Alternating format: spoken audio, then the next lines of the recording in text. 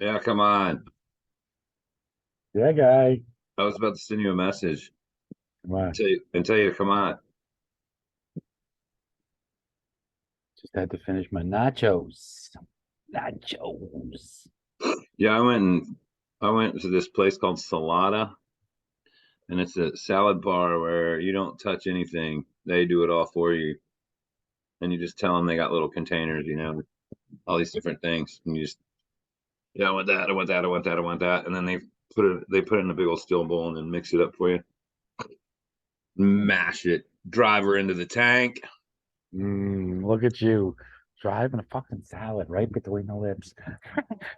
You can't tell me there wasn't a cheeseburger salad because I fucking know you. Yeah,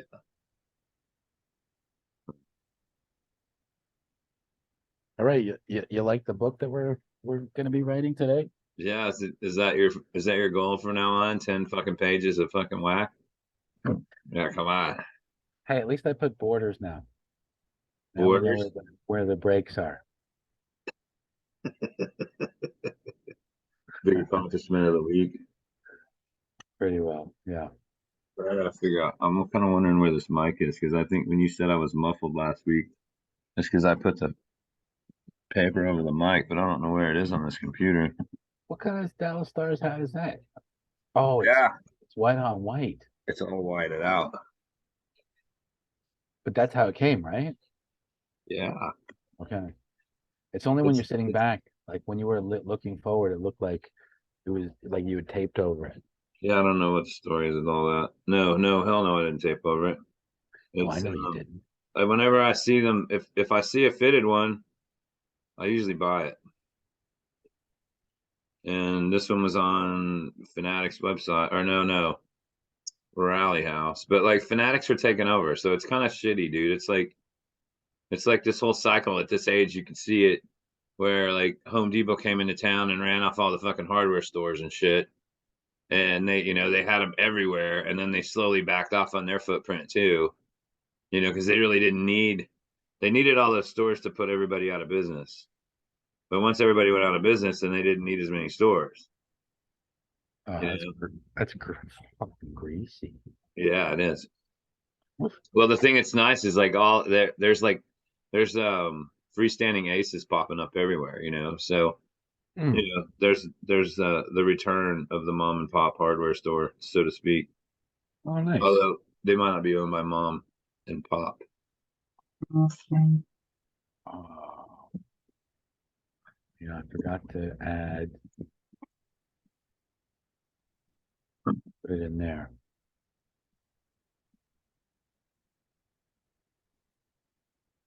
20. I think she's the 2020. Andy Lehmann is the 2020 Texas State Hall of Fame inductee. It wasn't just one though. She was a 2020. Yeah. She was in with Vinnie Miller, Jay Redding, and Patty Justice. Nice. Yeah, class of 2020.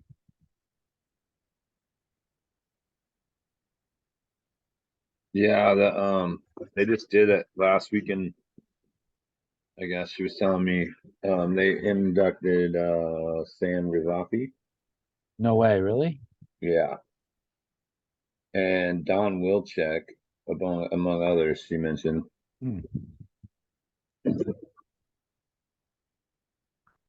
Yeah, I wasn't invited.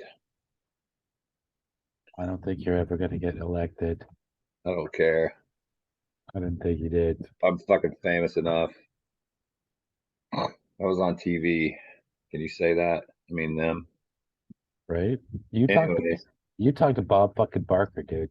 That's Roddy said my name, motherfuckers. Just kidding.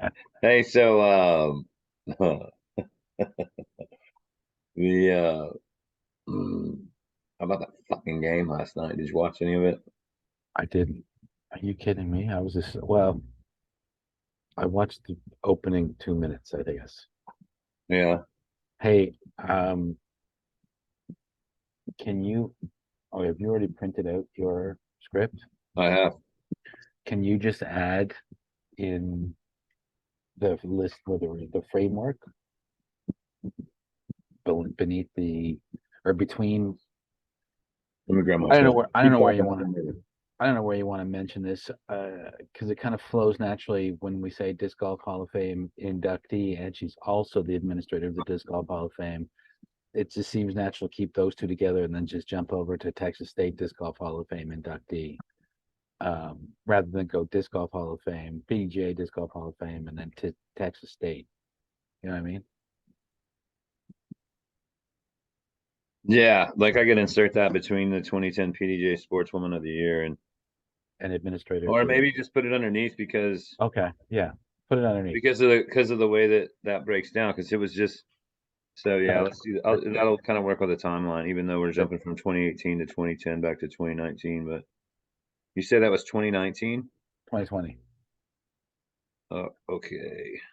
So that actually works even nicer. 2010, 2020. Definitely. Good eye. Good catch.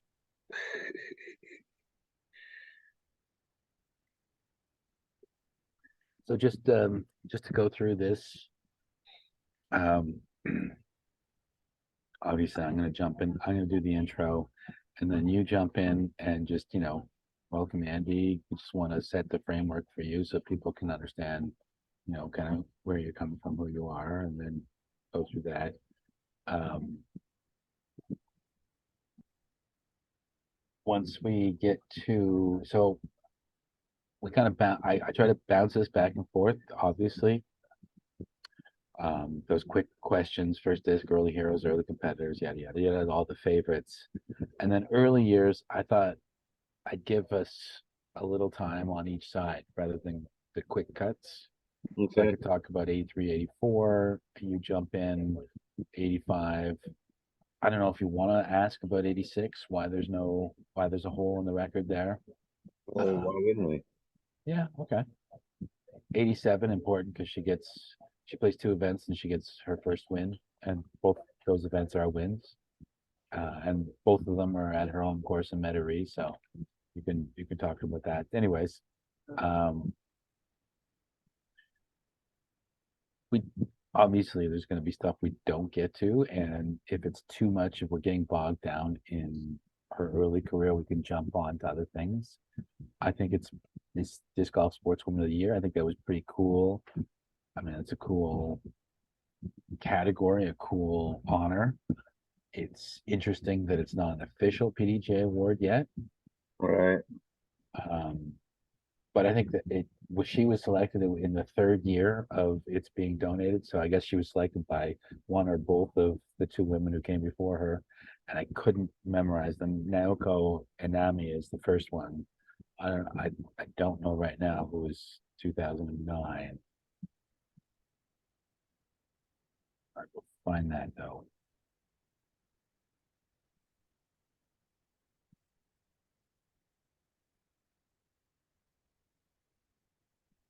I'm trying to figure out where you were at. Oh, I see. Disc golf sportsman of the year. Yep, yep, yep. Patty Kunkel. Oh, that's perfect. Because Patty Kunkel she was 2009, and Patty was probably the GOAT. That's one of the things that I put for your questions. Early competitors. Who was your most anticipated competitor at the time? Who was the GOAT? That's always cool to know people who are coming into the game at that time. Who did they see as the GOAT, the number one, the one to try to take down? Right. And I think she played against her first travel was to Tallahassee, where she met and played against first with Patty Kunkel. So that's going to be a good little tie-in there. Um, and then we can have you talk to her about the Hall of Fame. And it's interesting how she got inducted in 2018 to the PDJ Hall of Fame with Jay Redding, and in the 2020 Texas State Disc Golf Hall of Fame, also with Jay Redding. Right. Maybe when you're asking that question, you can bring that up. I think obviously course design and development, that's we definitely want to make sure we talk about that because she's designed a bunch of courses and mainly through her efforts, Houston has exploded in terms of going from a non-entity to however many courses they have. It might be a little far out of the way for like part of the tour, but I mean they did host the world, so Well, and they have a Silver Series down there, like the Texas State Championships. now after It went away for a little while, and now it's come back to Houston. now when we get to Spring Valley, I say Mace. This is where I haven't had a chance to edit the information or distill it down. Basically, that just gives you the timeline for the growth of. Have you played there? No, Great. I mean, you don't have to when you're going through this. You don't have to talk about any of this if you don't want to. Okay. Ask a question that you find the most interesting, most relevant to what you think is going on. But I just wanted to give you some of the background. I thought it was cool though. This school of disc golf that she introduces to health fitness teachers in spring goes statewide. And I guess this is Cedar Brook Elementary is somewhere in Houston. The health fitness teacher raised the money from the course selling snow cones. That is just one of the coolest little tiny little stories for disc golf. How did you get the course in the ground? We sold snow cones. where's that at? That's under the Spring Valley section. Oh, I've already jumped ahead. Oh, okay. So that's a lot of information there. Um, Basically, those were my notes when I was writing as I was going through. That's just the raw notes. So there's nothing selected there. I just didn't have time, ran out of time. So don't feel like you have to go through all that, okay? Man, I'm really having a fucking a bit of a fucking panic attack dealing with it all right now. Okay, so don't worry about anything. Come on. I'm not worried, dude. Do I look worried? What you can't be not worried and still have a panic attack. Yeah, come on. I'm not worried, and I'm not having a fucking panic attack. Yeah, come on. Now, skipping further down after the Spring Valley section. There's Oh, Andy. here's Andy. Hello. I don't know if you can hear us. Here. Where's the mute? Oh, Here we go. I can hear you right kind there. of, just a little Okay. bit. Oh, there you Well, go. I was kind of whispering just to, yeah. What's I up? wonder- yeah, making sure the volume was okay. Hi. Hi, Andy. How are Hi. you? I'm good. How are you? I'm doing excellent. Thank you. Thank you for Doing being Yeah, on our well. show. thanks for Very having nice. me. Well, Yeah, Very for cool. sure. we were just going through all the notes in the script and all of the awards and accolades, and this is going to be a fun, hopefully a fun time, fun journey. I hope you enjoy it. So, just to introduce myself, Oops. Here I we go. think I'm pretty sure you and I actually existed in the same space together in 1996 at the very first Texas State Disc Golf Championships at Tom Bass Park. Uh-huh. I was on my first little tour, finding myself across America, and I happened to find out about that tournament from the Veterans AM tournament, and I drove over to Houston afterwards, and that was just a great. I think I finished ninth in AM1, and you won that tournament. And anyways, just to say how far back it goes, and What year was that? In 1996. 1996. Okay, yeah. I think I brought something from that year somewhere in this pile. Oh my Oh, cool. God, that was a long time ago. Jeez. We are going to be dwelling probably a lot on some of the older stories. Uh-huh. Our whole the whole reason. Well, first of all, Mason and I just want an excuse to chat with each other more often. I mean, that's always the case. But also, I mean, as you know, you've been around, you've seen the game explode, especially in the last couple of years, really explode in popularity. And we don't really have too many places where there's a historical record or, an archive or stories or a Library of Congress, as it were, for just for disc golf. And, not that those are the kind of ideas that we have here, but we do want to try to have people on to tell the stories from the early days. And, because there's 1,000, 100,000 new players who have no idea what it was, Right. before Champion Plastic.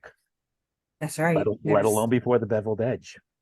That's right. I mean, you're exactly right. And there are so many chapters to write. I have a notebook where I'm just listing, the name of the story. And as soon as I get past this stage of my career, which hopefully I can see the light at the end of the tunnel here pretty soon, I have a whole notebook full of chapters of all the stories to write. So yeah, you're exactly right. I know I brought a whole bunch of chapters with me. Oh, cool. Well, we're gonna try to hit on as many stories. We've done some, preparation for this, but at the same time, you're the guest, and so we want your voice to flow, and we want to hear your stories. So whatever we can do to kind of put you in the framework, or at least put a framework so that people understand who is Andi Lehmann Young, what is, she to disc golf, and then we'll, have some talking points and go, and hopefully it'll be a rollicking, fun adventure. It's fun. Haven't watched them all yet, but I've been watching them and I just love it. I feel like I'm reliving. Oh God, yeah. Right I on. feel like I'm reliving my all my years. So So I was yeah. talking to a friend of mine this afternoon, and he mentioned he watched the Pete May show, and he was like, man, I had no idea about his involvement with barrel racing and this and that. And so, is there anything like Paul's done a lot of research and dug up a lot of disc golf information about you, but is there anything about you that we should talk about that's not disc golf related that nobody knows or that very few people know? I mean, whether it's a hobby or a side interest or a path, a past walk and a walk during part of part of your life that we're gonna talk about disc golf, but we didn't know about something else about you. Yeah, there is one. God bless, back in when I was in Metairie in New Orleans, Lafayette Park, I started that. And there, lo and behold, we were out there one day and got wind of this, saw this sign. They were having a state barbecue championship. And I was like, oh my God. And I was in the, food industry. I broke the glass ceiling. I was the first woman to wear with all men staff wise, made tons of money, loved it for years, but I was always in the kitchen. And through that time, I developed my own sauces and marinades and stuff. And I was, oh my God, I have to enter this. And at the time I was married to Jeff. And so I was going to get in the backyard division, and it's like the night before, and there's these big rigs. And so the backyard division, you had a 10 by 10 space that you had to decorate. And that morning, all you could bring was, you had to cook it that morning. Well, I showed up, I had a 10 by 10, I had a burnt out hibachi lined with aluminum foil. I had my marinade that I had been making, and I put it to cook. And all day long, he couldn't even come over there. He was so embarrassed. He goes, don't get your hopes up. This is crazy. You just jumped into this. Well, I ended up winning the championship. So Wow. and we moved to Michigan right after that. And I sent that marinade to Michigan Food Institute for shelf life study. It had perfect pH balance. I've been making it for all these years. People bring their jars back to me after they finished them for more. So Whoa. All right, so we got to talk Andy's about marinade. yeah, we got to talk about like that. Like, I don't know where do you Wow. want to put that, Paul? Wow. This is beyond the course right there. Well, I I don't mean, know. that could jump right in there to the origin part because I mean that goes back to to How like was your it early Lafayette days. Park? Yeah, your early What days in golf and all So together, correct? what years are you talking that you won the Bad Barbecue Championship? That was 1986 or 87 at Lafayette Park. Right. We would spend the whole, day out at the park playing, and I just happened to see a sign and I said, wow. And of course it was, the professionals, and then they had this little backyard version, and so I just jumped in with both feet, and it Wow. was ridiculous. A little ice chest and a little hibachi, and yeah. and I still make it to this day. That's incredible. That's awesome. Uh-huh. I mean, especially at La Freniere, there's such great connections and resonances, and we're going to obviously talk about that kind of stuff. But I mean, in terms of where you win disc golf tournaments, where you played your first disc golf tournament, and you designed your first course there, and Yeah. now also to add the extra sauce on top of it all, the Sauce. marinade queen. There you go. My goodness, that is just. So one of the things that I had when I was looking through, obviously PDGA is a great resource for doing some research there. 1986, you didn't play any tournaments. That was the one of the few years that you missed. Was that concurrent with this rise in the barbecue, or did it? I was working, yeah, as a matter of fact, I was working at the political stronghold in Metairie, Louisiana, and all the politicians would come there, and I worked lunch at this sole proprietorship place, and I just made so much money working there Monday through Friday lunch. I had a blast. And I was also in kind of coming out of a phase of my life that I brought some stuff about that's very historic. I don't talk about it too much, but I had just met Jeff, and we spent most of that year going to Destin instead of playing disc golf.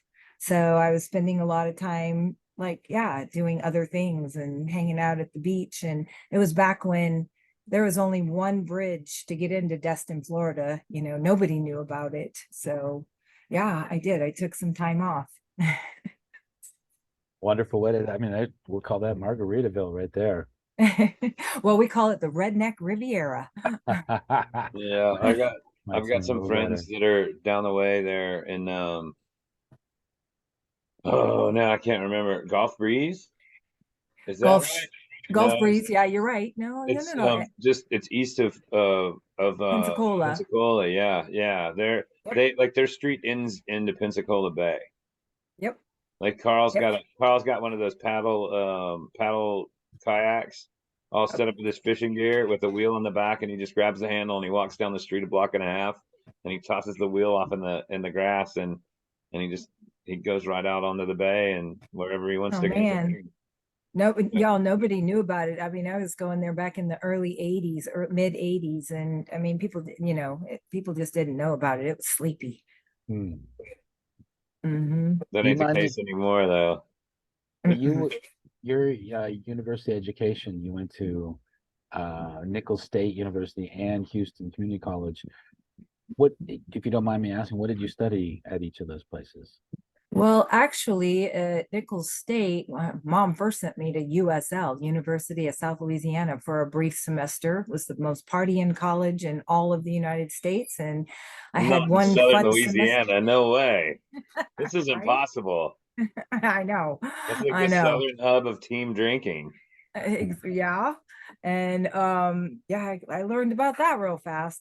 Holy cow. And then I wasn't there long, and I did too. oh my God. Yeah. I mean, I thought I could drink wild turkey right out of the bottle. I learned that no, you can't do that. But I came home, went to Nicholls State, and was always cutting class to play frisbee and freestyle in the quad. And so I studied, some psychology and some art classes, and was never really too serious about my education. And then some years later, when I went back to school, Houston Community College, I went business and graphic design. Okay. And I did graphic design because I was so busy with disc golf. I wanted to be able to do all my own media. And I have done not all of my media, but I would say I've done probably 80 plus 90% of my media over my whole career. That's amazing. Mm-hmm. Nice. I've done a bunch of that too. Well, I didn't get any education with it except for hacker. Hey, Dad. Hey, Brandon. What do I do in this situation? And so. Yeah. Yes, always, and always a little reluctant to reach out and ask because I've never been one of the guys. That's a whole other, a whole other big part of my career is that I was the only one. I was the only one of me. So, and there's a lot of interesting stories about that. It's interesting. There's a bit of a mirroring also with disc golf. Obviously, in the early days, you'd be playing with two, maybe three other people tops. Very few tournaments where you'd have. I mean, nowadays the big tournaments draw huge amounts of numbers, but you Yeah, were out there flogging away for many years just in small divisions, and carrying the torch, carrying the light forward because someone had to break that ground and someone had to be there and represent. And it just kind of, yeah, it just kind of happened that way. I mean, it took over my life, and it's been my life. So, yeah. It's kind of, yeah, so we're still we're is. we're going to obviously get into a lot of those kind of things, especially again about the early days. So we're definitely going to go over your university days because that starts it all, obviously. And since you've seen some of the show, I'm going to give you an intro to start. I live in Toronto, and I'm the host with the most roasts for the Toronto Island Maple Leaf Tournament.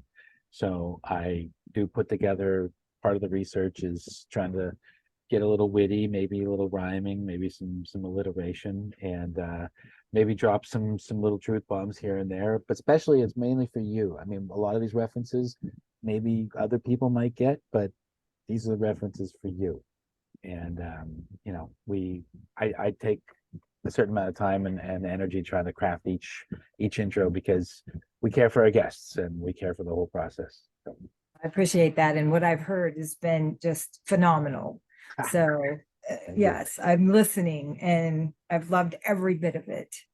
Well, thanks. We appreciate that. Mhm. Yeah. So we're about 3 minutes plus from going live stream onto Facebook. I'm gonna jump right into it as soon as Mace gives us the quick little welcome to the Good Times Hour, and then we'll go. And usually we go, even though we call ourselves the Good Times Hour, it's kind of more Good Times 75 to 85 minute zone. So I hope if you have some. We'll roll until you're ready to leave. Yeah, I mean we're Sounds not gonna good. we're not gonna be here all night, but Sure. I've watched, and yeah, I got plenty to say, I guess. Well, and that's Not kind of like- that's just we kind of roll with it, and if everything's flowing and it's not like if there's no like dead air or any like, oh, what do we say now or anything like that. Like Paul's pretty much made that impossible with the scripts that he's been coming up with the last few times. But that being Okay. said, if you've got to go, let us know or anything. But if the conversation's flowing, we usually roll with it. So Yeah. if you're good with that, then sometimes we hit 2 hours. You know what I mean? If the conversation's great, then I'm all for it. If the conversation's kind of we're trying to figure out what to say next, then it's time to go. Okay, well, it's great having you on, and we try to Yep. not ever get to that point. And I have a hard time letting a conversation lag like that. Period. So that's true. I have no problem with that. And I totally get that. So with all the years of, yes, dealing with every aspect. So, yep, I get it. Yeah, I got all kinds of fun things here.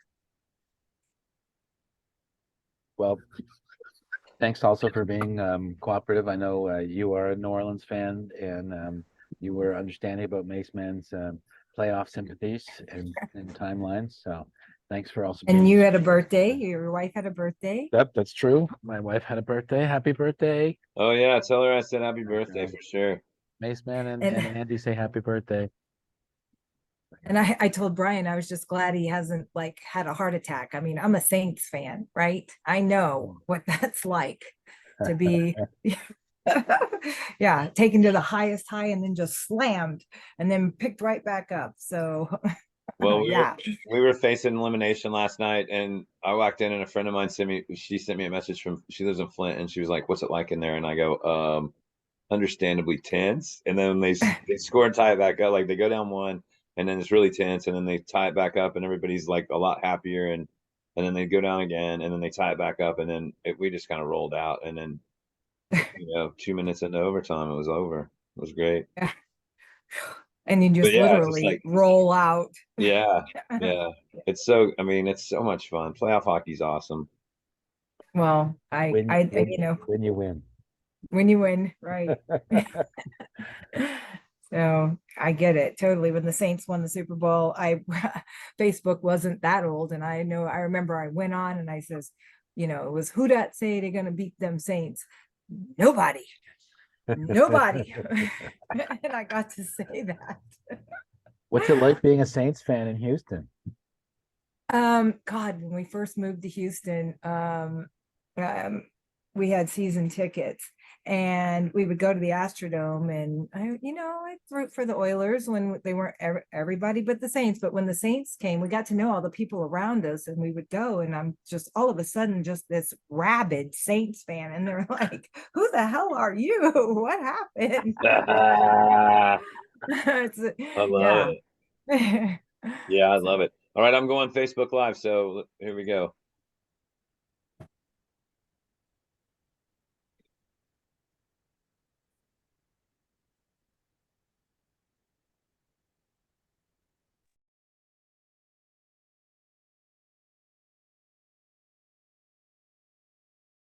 All right, welcome everybody.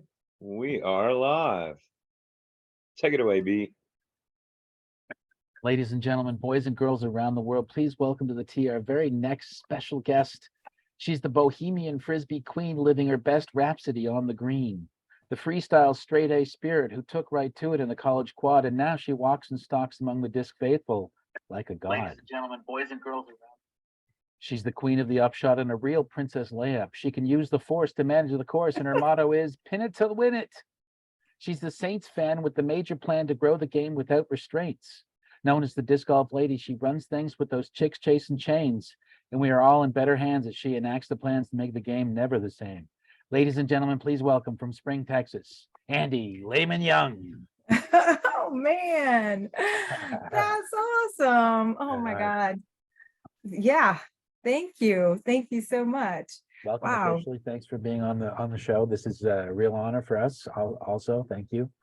And Mace, why don't you put in perspective for all of our viewers out there, for people who might not have the fortune or the privilege to have met Andi or been touched by her presence, who is a quick little snapshot of Andi Lehmann Young? All right, I'm gonna reveal a few facts about you that other people might not know at this point. So, first of all, you're the owner of Turf Specialties Texas. You're also the owner of Disc Golf Consultants LLC with 25 experience in sales and course design. And you're the owner of Spring Valley Disc Golf, the jewel of East Texas. Now, I know that that's generally in the Houston area, but where I was kind of surprised when I read that it said the jewel of East Texas. Where exactly are you located? We are in Spring, Texas. We are a bedroom community that is located north of Houston and just directly south of the Woodlands. Oh, okay. All right. So I know where that, so right in there where 75 comes in. 45 comes in. 45. I always get mixed up here because 75, 45, whatever it takes. Those two kind of seem the same, because they run into each other in Dallas. But I recently found out that there's an I-345 that's a mile and a half long that connects the two. And they're going to spend $1 billion. Finally. Well, it does, but they're going to spend $1.5 billion to rebuild it. And I'm just like, for a mile and a half freeway, I thought that was kind of interesting. When you live in a big city like Dallas or Houston, that's not unusual. Yeah, there's just no way to get around without it. Okay, so a few more interesting details. You joined the PDGA. You've been a member of the PDGA since 1982, and you've got events in almost every year since then. You have over the last 42. Wait, excuse me. Events in every year over the last 42 seasons. That's where I got thrown off there. So you have a total of 245 career events, 118 wins, which is a 48% win percentage. Your Global Master Series rank is number 33. You're a Disc Golf Hall of Fame inductee class of 2018. You're also now the administrator of the Disc Golf Hall of Fame. You're a 2010 PDGA Sportswoman of the Year, and you were also inducted in 2020 to the Texas Disc Golf Hall of Fame. 16. Oh, 2016. Okay. Okay, I lifted that from your Instagram, so I'm sorry. Okay. Yeah, that's all right. But you went into both Hall of Fames with Jay Redding as one of your wingmates there. No, not quite. I went Oh. into the Disc Golf Hall of Fame in 2018 with Jay. I was in the inaugural class of the Texas Disc Golf Hall of Fame in 2016. And then I inducted Jay. He was the class of 2020 that we had to postpone okay. because of the pandemic. And we finally inducted Patty, and Benny, Patty Justice and Benny Miller last May. We finally got to bring our class of 2020 in. And as a matter of fact, a week ago tonight, I was in Austin inducting the class of 2023. And we just inducted Tom Wingo, if you remember that name. I remember him, Jimbo, but I don't know that I met him ever. I don't think, no, he is very much original Texas history. Okay. And from your area, from Dallas, Jimbo Bauman, who goes all the way back to the beginnings of our sport from the Austin area. He's done almost every single art hot stamp for Waterloo. And Oh, all right. then, Okay. and then Sam Grisafi. Of We course. inducted Sam. Sammy Sammy G. Joe. And Don Wilczek. So Okay. that was the class of 2023. Yep. All right. So there's me with the speed research, seeing your Instagram, but I assumed that you were part of that class. I didn't read the hashtags. I'm not a hashtag reader, so I Yeah. apologize for that. But No worries. let me take us back. One of the things we'd like to do on here is talk about the origin story. Let me just set this up. In 1981, you're a student on the state Nicholls State University. Go Colonel Bayou, by the way. And despite being a straight A student, you're also the self-admitted bohemian freestyle Frisbeetarian. Frisbee at that time in the 70s was just part of the zeitgeist. It was part of the cultural landscape. You saw Frisbees for sale in every convenience store and everywhere in North America. I mean, the top of the street where I grew up, there was Frisbees in the window. But obviously, we all knew what a Frisbee was. But how did you personally get into freestyle?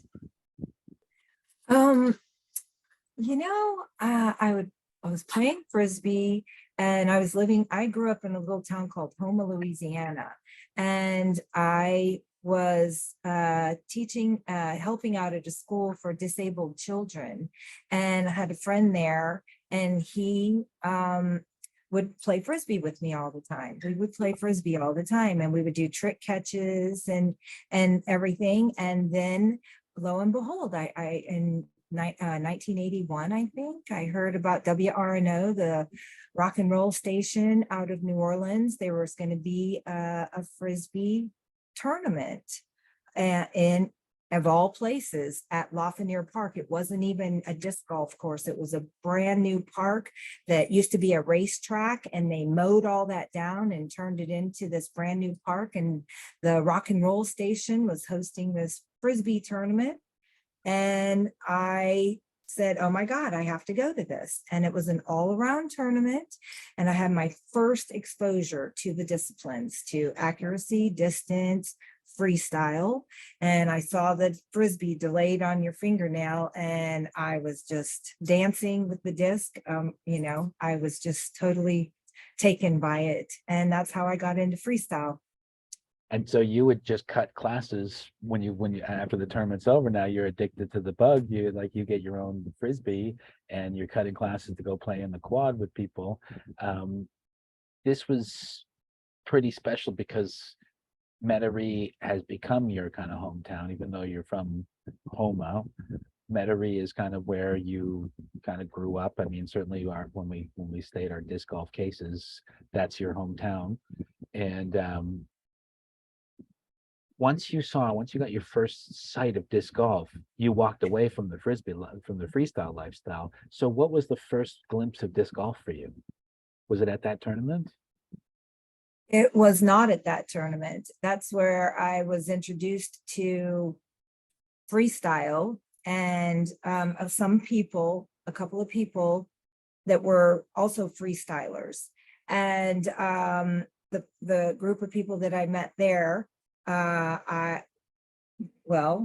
one thing led to another, and I was seeing one of them, and brought me into New Orleans, and I moved up there.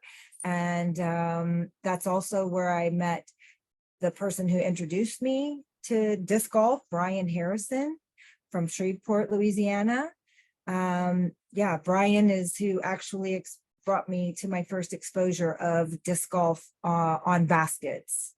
And we had this park, this Lafreniere Park, was living in New Orleans, and didn't ever dream that we'd get a phone call from another guy that would go, freestyle, that we would see. And his mother was part of this garden club. Then they wanted to put something in the park, and Michael was his name. And Michael says, well, let's put Frisbee golf in there.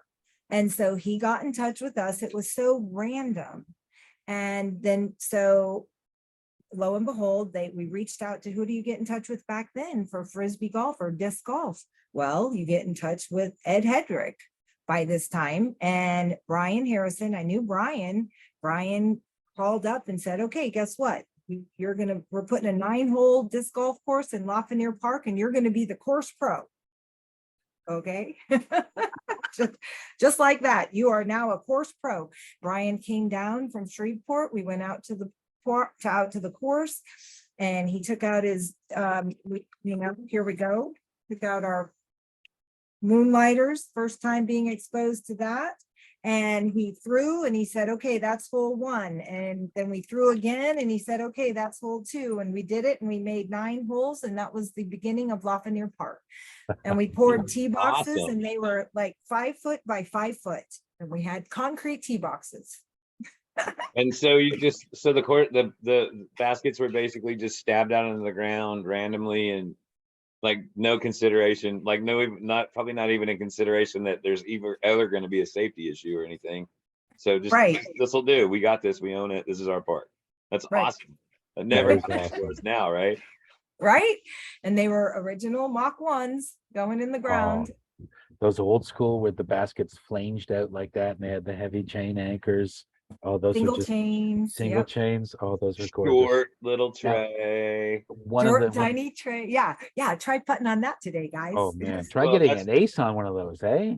Yeah, right. Ginley was talking about putting on those and talking about putting against Mitch Mack, and like he said, when I went and saw Mitch Mack play, if I'm not mistaken, it might have been him talking about somebody else, but I'm pretty sure it was Mitch Mack. When I saw Mitch Mack play, his putts never went any higher than just over the rim because of, what he started on. You just get it over the rim, hit the chains, and hopefully it goes down. It doesn't come back up. You know what I mean? Yeah. And To this wow. day. Yeah. See, to this day. That's they had those at Fritz Park over in Irving, where they were Mach 1 conversions, and they had little short chains that hung on the inside of that. Yeah. And when I say short, like I'm talking about maybe half the length of the outside chains. Maybe a little bit more than that. By the time it was connected to the pole, it sure seemed really short though. Well, and it had the nubs of Hedrick. You know what the nubs of Hedrick were? Oh yeah. Yeah. A little nub on there that would just, if you hit the nub of Hedrick, well, sorry, you're not going in. And Stancil Johnson was writing the Dictionary. He wrote the Dictionary, and it was the book of terms of disc golf. And he reached out to me back then, and he had me define my putt. It was the up and down, because back then the basket, you just wanted the disc to dive in. Because it was so shallow, you just wanted it to dive in and stick in there. So with as little clatter, as little spin as possible, just die right there, please. Yep. Well, I will say, before, I had the pleasure of fostering that course. It went in 82, 83, and fostered that one. And I have a couple of things here from that we did. I'm looking for my 83 year. Some of this artwork that you'll recognize. Where did I put it? Shoot. Well, here's one. We got 84. If you can see that, we did the World's Fair. Oh yeah, we're gonna talk about that. That's amazing. Here we go. Do they even still have World's Fairs? I don't know, but at that particular one, they had the gondola, which went over the Mississippi River, and you could ride the gondola from over to Algiers and back. And I remember Crazy John came down, and Chipper Bro was there, and we got in the gondola, and we did the tournament. And one of the perks of the tournament is that every single player that came and played in it, we got them all into the World's Fair for free. That would have been awesome. I'm a And we huge all fair went. fan. I mean, I grew up down the road from, or up the road from the Kansas State Fair, and like from 6th grade through 9th grade, sold Cokes at the shows and the races, and you know, I mean, and that whole thing, everything about a fair plays to my vagabond heart. You know, about the whole, this is all temporary. You know, all these guys are out selling whatever they're selling, and gals. You know, I mean, whether it's farm equipment or whether it's just anything. And then the carnival and the shows, and like I just was like, I was so ready to join the circus and run away, you know. And not that I wanted to get away from anything else, I just wanted to go see what they were going to see next, you know. And Right.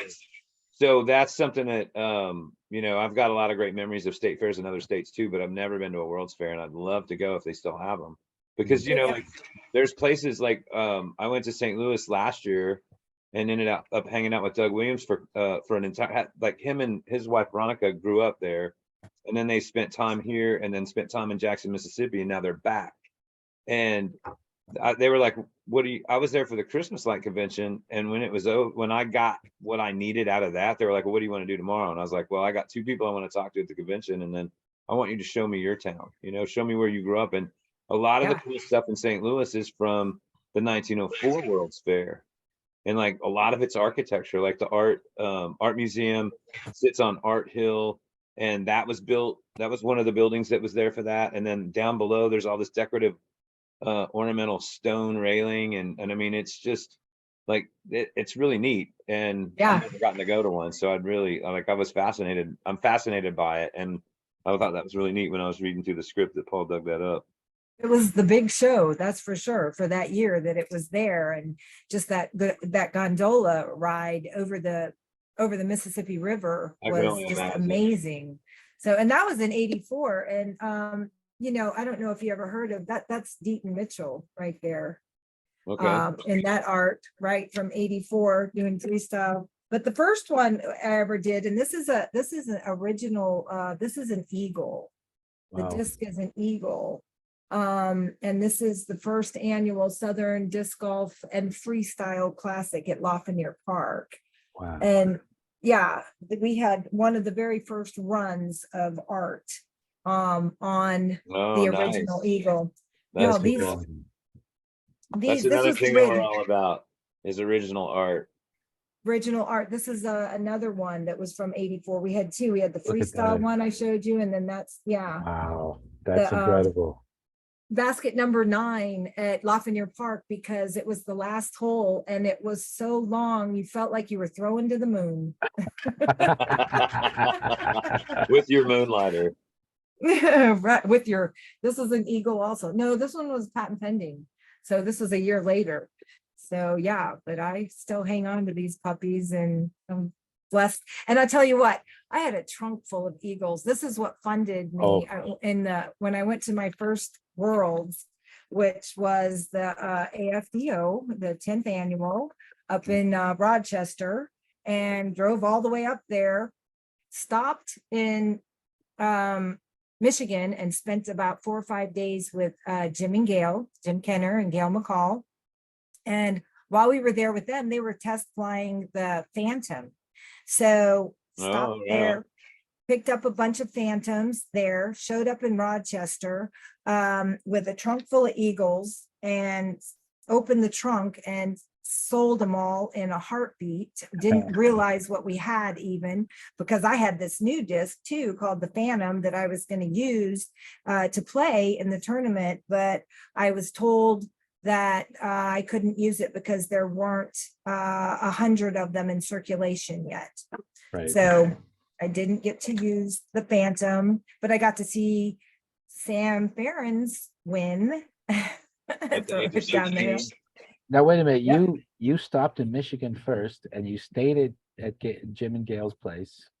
You already had a box of eagles in your trunk, Innovidiscs. Innovidiscs, and you're sleeping in Discraft home territory and getting special access to the brand new runs. I mean, you're playing the double agent there. That was awesome. Bravo, well played. But that obviously that was in the days before agents. you know, Right. or double agents. Like everybody Double probably Yeah, still loved everybody back then. So but I did have that wanna- wonderful, yeah. we want to take you a couple of quick questions here, a couple of quick hits. We want to just look at some of the early, put it in context for the early days here. Mace, why don't you get us started off there? All right, yeah, this is this is something that we do that's part of the origin story too. And like the first thing, do you remember what your first disc was? And obviously for you it might be twofold. Like obviously your first one was probably a Moonlighter, but then Yeah, first right golf here. disc, I'm gonna jump to the conclusion, was an Eagle. Yes. Yeah, look, I even had stickers with my name on them. I Nice. can't, I'm afraid to pull it off, but yeah, my name on them. So back in the day there, when you were first, you first become aware of the wider community, first you think, wow, there's other people who share this Frisbee passion with me. And then you think, you start to travel a little bit and you realize there's people playing this and they're pretty good. So who were some of your early disc golf heroes? Oh my goodness sakes. The people that I had to play with I had to go all the way to Austin to find somebody else. There was like Gary Landry and I know Eric Marks from Austin. And then over on the east side of me was Jim Oram. And then Right. Jim was after me, and then Shreveport was the next stop, and that was Brian and Ricky Parker. And then early on when I was there, Jeff Homburg moved to Baton Rouge. And so I had, Jeff Homburg and right there. So those are my really early disc golf, the people that I was around back then. Yeah, not that many of them.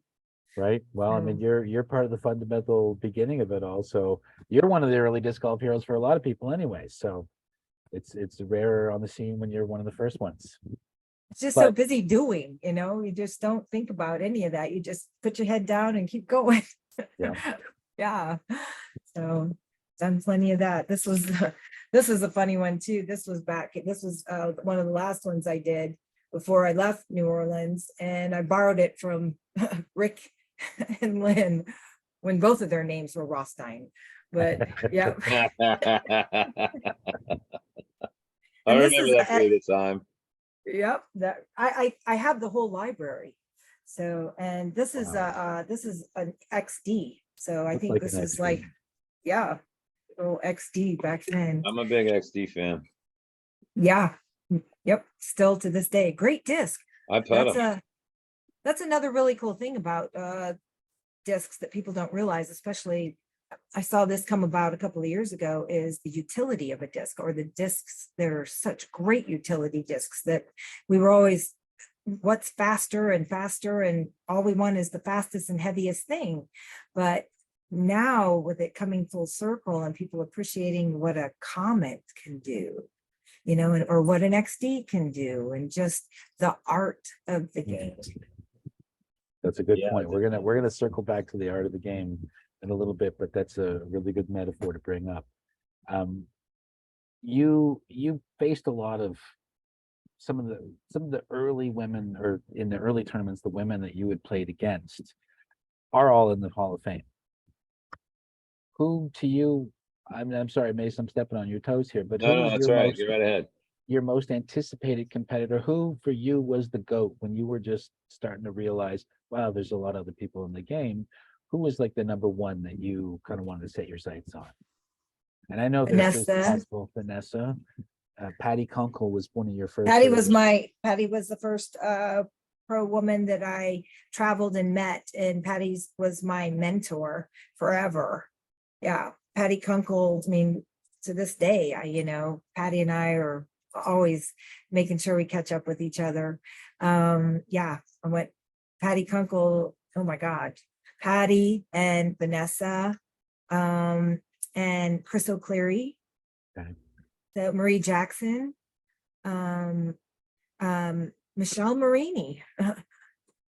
Yeah, these are all women that came before me or right about that time that just excelled, and a lot of them, maybe had better opportunities to concentrate or play and get around, because I kind of had to pick and choose through my career. I couldn't just quit everything and do it full time, but then back then who could? Oh, right. Well, yeah, this was a serious side hustle back in those days. That's interesting because B did a lot of research on a lot of these things, and the names that he listed, you covered almost every one of them. He had Patty Kunkel, Vanessa Chambers, Ramona Hale, Ramona Roxanne Hale, Spencer, Lynn Warren. Roxanne. It would have been Lynn Yep. Rothstein back then, obviously, and then Chris O'Cleary. So you mentioned half of those just off the top of your head. Yeah, and I would have come around to Lynn too. She's Yeah, awesome. 85. Oh my God. Yes, she is. She's so funny. And our experience together at 1985 Worlds, 84, our first Worlds, actually my very first World Championships, like I said, I drove to Detroit and then on to Rochester, and I'm camping in Rochester, and the people camping next to us, they're at their first Worlds too. The guy's name was Steve Weiscup, and it was his first Worlds too. And Slate Paul, if you remember that name. Oh yeah, yeah. And my group that I played most of my rounds with at the tournament was with a girl from Canada named Sue Pay. Okay. Yeah. And yep. Part of the And Bay I think her Clan. brother was Jimmy Pay. Jimmy Ola. Pay. Yeah, Yep. Jimmy Ola. And Lynn Rothstein. And that's where I met Lynn, and we spent, several rounds together and got to know each other there. And yep, that's how I met all of them. Well, imagine this. Hal Baby got married a few years back, and I went to the wedding and stayed at Hal and Hal and his wife's house. And Lynn and Craze and I were the last ones up on the deck. And so I'm not surprised. That was such a good time. I mean, it's just like we probably talked till 3 or 4 in the morning, and Yes. and like Terry and Hal in the morning are just like going, "Hey, how you doing?" And I'm like, well, I stayed up with Lynn and Craze," and they're like, "Never mind, we know." Oh yeah. Yeah, so Dude, we were just at I can tell you this, at 2019 at the induction ceremony, I got us a lake house, and it was I was Speedy's apprentice this year. Let's jump to this real quick, but Lynn came and stayed with us at the house, and the last night, who was there but here comes Crazy with the trombone. with the trombone. With the trombone. He didn't have the trombone in Hal's wedding. That was one rule that was laid down: no trombone. Oh yeah. And that was just a couple years ago, Yeah, no, that wasn't very long ago at all. So all right, so this seems like a really good time to interject it, because we should have said something when you were telling your whole all your stories about Lafreniere.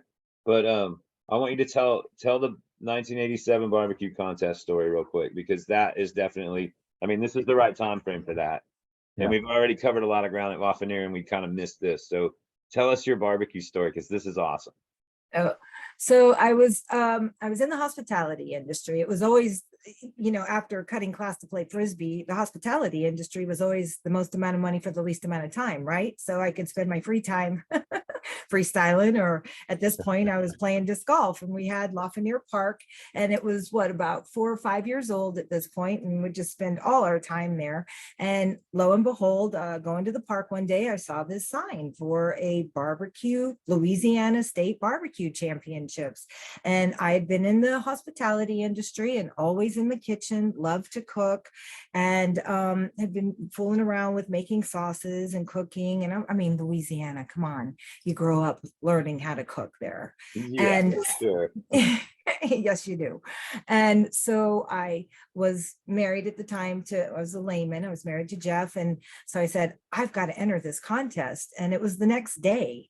And I went to the meeting and found out that it's this big professional rig side of it, but there's this little backyard division where they assign you a 10 by 10 space that you have to decorate. You're judged on how you get it all set up.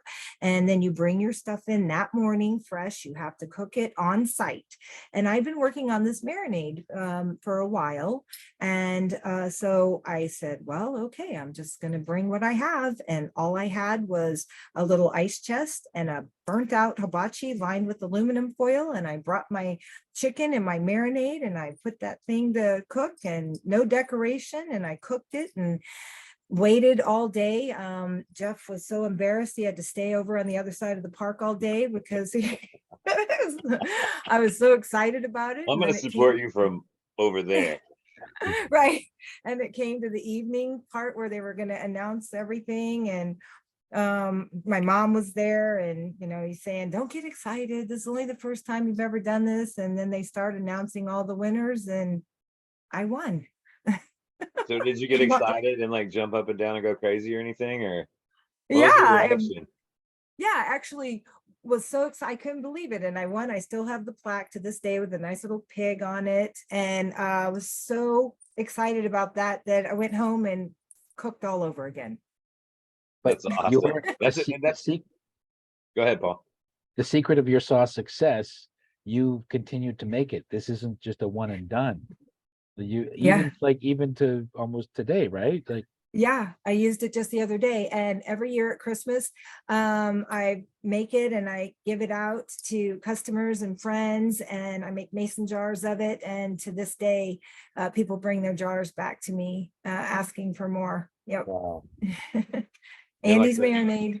it's like the Coca-Cola bottling thing, except for it's mason jars for your marinade. That's awesome. I I'll have to prefer get to your think of it as addresses. bring your own growler. You know what I'm saying? Yeah. So one of the things we always are interested in is I mean, as I say, and do credit to the PDGA for keeping great records, and that's a great research tool to start with. But just an easy jump in is your PDGA number, and we always want to ask people about the circumstances of their acquiring their PDGA number. Was their story? When do you remember when you got it? Because you're in a section. I know personally that a lot of players back in the day would get their PDGA numbers in order to join or play at a World Championships. So maybe you could tell us the story of your 2094 PDGA number. Well, Brian said when he came, when Ed sent him down to put the course in at Lafayette Park, and he says, you're going to be the course pro. Now you have to get your PDGA number. And Oh, okay. Right. I That's want the to say first it time was, we've heard that story. That's a good one. That's a good one. yeah, I want to say that, yeah, it had nothing to do with playing. I didn't play my first Worlds until 84. It had to do with becoming the course pro. And yeah, that was a requirement. You had to be a PDGA member. And I want to say it was October of 1982. And I became a PDGA member, 2094. So when they did that, would they go ahead and then list your name? Was that, I guess my question is that in the course directory, your name and number was listed there in the course directory then, and that was part of the prerequisite. You had to be a member, and then you were the course pro. And then you were the course pro. Exactly. Started out as a course pro, not a bad gig. Yeah, right. And you didn't stand a chance from the beginning. You were all the way sucked into the middle. Dude, it's the same. When you join the PDGA, then you only had one class. You were a pro. And I've been a pro my entire career. And granted, my rating allows me to play in a much different division than my classification, but I have never, ever done anything except when there's no women. I mean, I play with the guys, but I've never been anything but a pro. So a lot of people don't know that. They think, oh, I'm going to jump into Rec 3 division or whatever, and work my way up slowly the ladder, like it's this giant hierarchy. But anyone playing before 87, there was 2 divisions, men or women. What do you want to play? We're all that's playing. right. We're playing for peanuts here. And you're all pros. And you're all pros. Now we're going to jump into a quick little rapid fire questions about some of your favorites. And Mace, I'll let you jump in on first on that one. All right. What's your favorite disc? Current. Latitude 64 mall. All right. My malls. Yep. The favorite.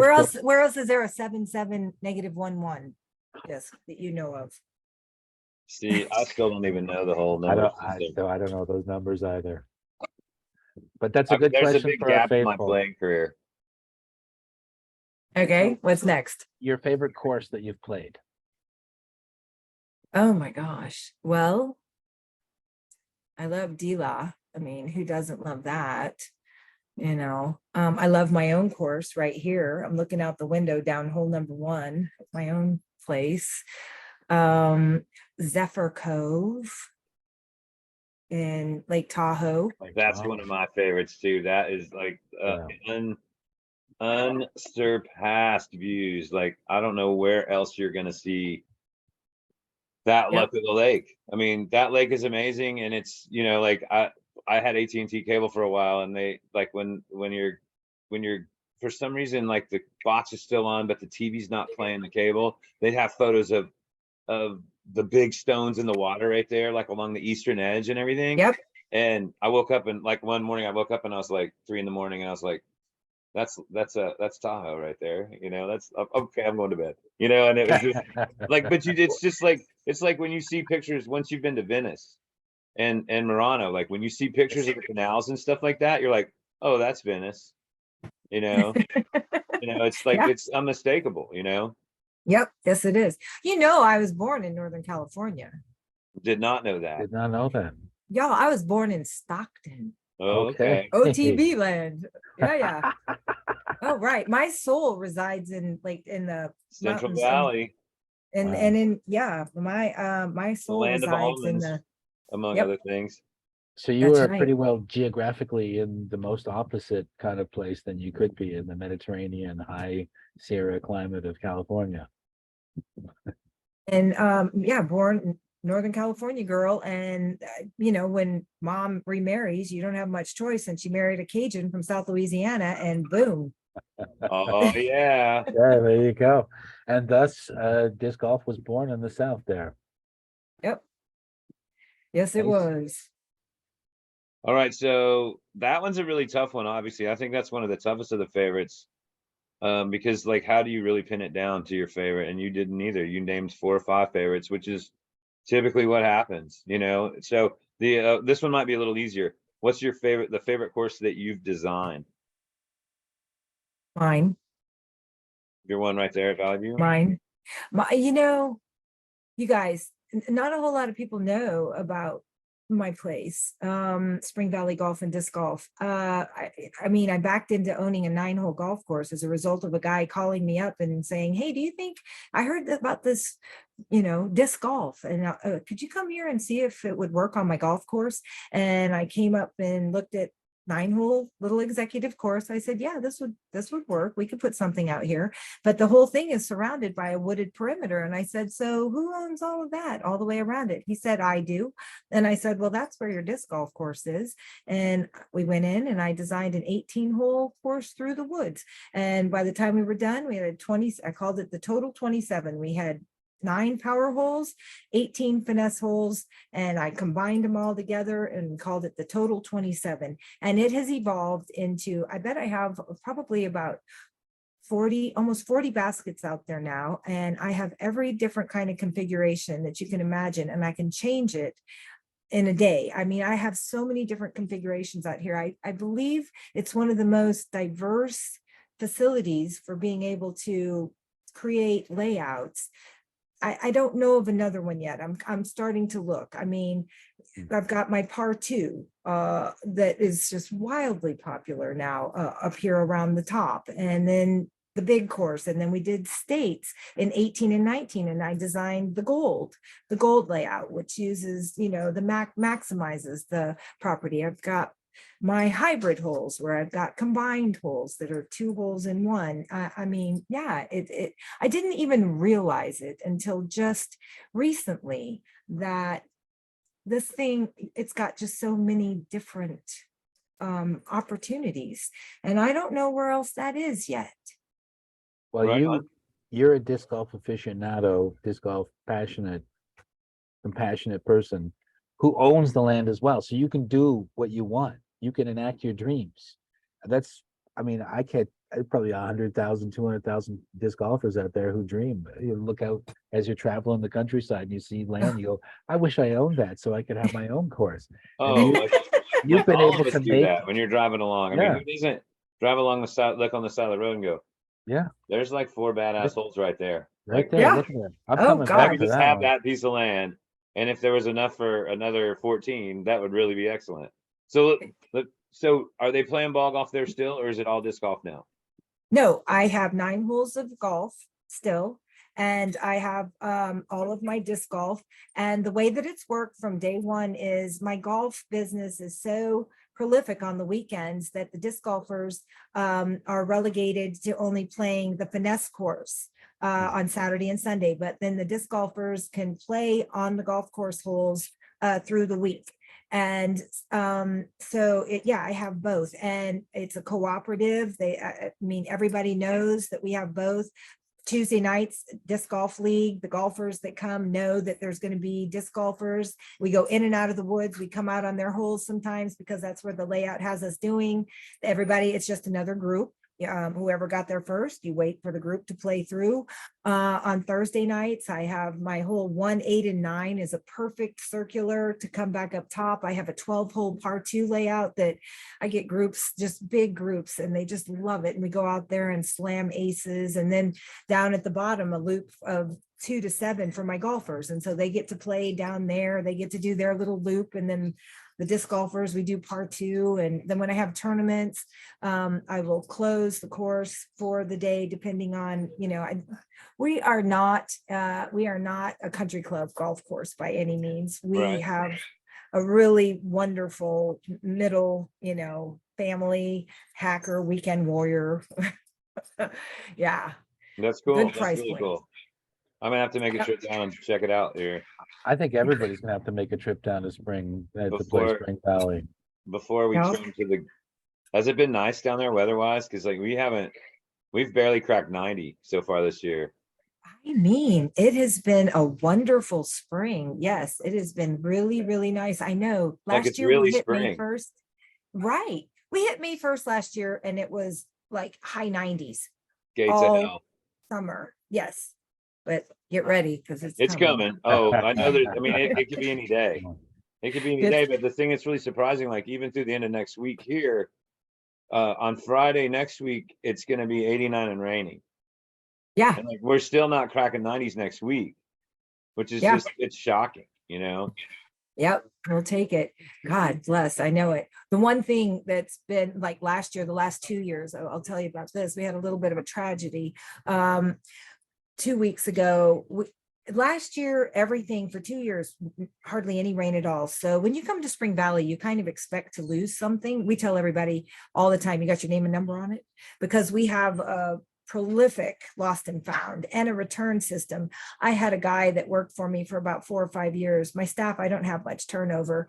And one of my guys that was with me for about 5 or 6 years, he worked for the post office. He used to be on trucks his whole career, driving from Houston to Dallas, sorting mail, right? Okay. And so he came up with this lost and found system for us where people bring their discs in or you return stuff in here and we file it by the last 4 digits of your phone number. So put your name and number on there and then we call you and we give you a window to come and get it, because if we said come and get it whenever, the whole building would be full to the top, right? So we have people that bring us their discs from all over the place, and they've said, I've already called them and we put a sticker on it, we file it, and they come here to get it.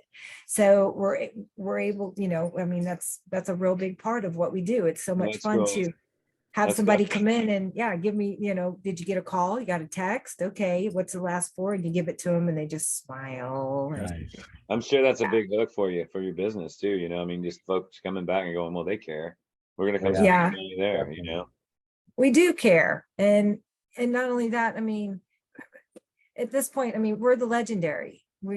I'm so blessed that things have turned out the way that they have. I really am.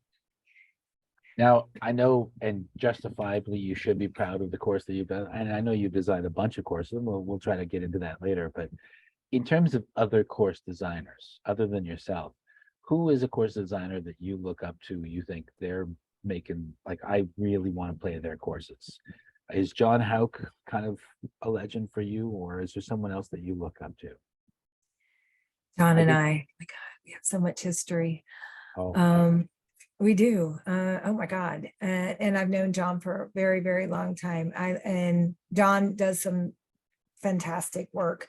I know his work and I know it really well. And sometimes I don't always agree with what he does. That's understandable. I mean, I've seen some things that he's done that I didn't understand, and I'm just looking and I go, anybody clue me in on what he's thinking here? But then there's other times where you look at it and you just go, yeah, dude, you got all of it here, and Yeah, right. and I think Yes. that goes. I think the same goes for most course designers. I mean, I don't know too many people that are hitting it out of the park on every swing, so, and that's not realistic to expect anyway. So I tell you who's a really good designer who hasn't had a ton of exposure, but he's done some fantastic courses in Southeast Texas, Austin area, is Mike Olse. Mike Olse is a really good designer. Roy G and Lumberton I over read here. his name yesterday and I'd forgotten all about it, and that it just made me want to reach out to him and see how he was doing because, when I was trying to be a touring player, he was definitely one of the top dogs in Texas. And so Mhm. I saw somebody post about doing a bunch of work and it might have been at Roy G just in the last Yeah, couple of weeks. Like they just they redesigned redesigned. Yes. and so, and he said, and working under the guidance of Mike Olson, I was like, oh man, I totally forgot about that guy. So Yeah, and that's a really interesting thing about the state that we're in because like there's three hubs, your area and the Austin San Antonio area and then our area here, the DFW area, and man, you don't have to go anywhere anymore. I mean, you don't have to, like Patty used to get mad at me for running my tournament on the same weekend as her tournament. And I'm like, Patty, I've been watching in the last 3 years, you've got one person or one carload of people from my area, and I've gotten one carload of people from your area, like 2 or 3 people each. And I was like, right. we can't be mad at each other over that. I mean, there's just too many people and there's not enough weekends, so Not but that being anymore. said, like I haven't been down to your area to golf in forever, and I haven't been down to the Austin San Antonio area forever either, and so I'm I overdue. I'm with you. When I go somewhere, I mean, I'm usually between here and my house, and then across the street from where we live, my community, we did the original Northside Christian, and we walk up there and play. And so between walking up there or coming up here, this is about as far as I get. If I'm going somewhere, then I'm driving all the way to like Rock Hill. or Flagstaff coming up, it's nothing short. So I know I get what you're saying. And not only that, but we used to have this, like, we called it like a gentleman's agreement here amongst a couple of TDs in the area where everybody would check with everybody and we would, create the calendar accordingly. So nobody was stepping on anybody's toes. Well, that's out the window. No, There's a it's PDJ. impossible. It is. There's a But PDJ sanctioned event every day. well, there's also plenty of golfers to go around too. So I mean, it's Oh not God, yeah. like that's the whole thing is like we all definitely have to get past that. Well, I will tell you, as many tournaments as I ran, I did a solid 6 years. We had the Bird Shot, DG Pro Shop that we created. I had my trailer and we vended, and for 6 solid years, once a month, PDGA sanctioned tournaments down here between, when did we start that? 2008, 2009. I started vending out of my Ford, my little car. And when we got the trailer and did tournaments and I tell you when we called the into it.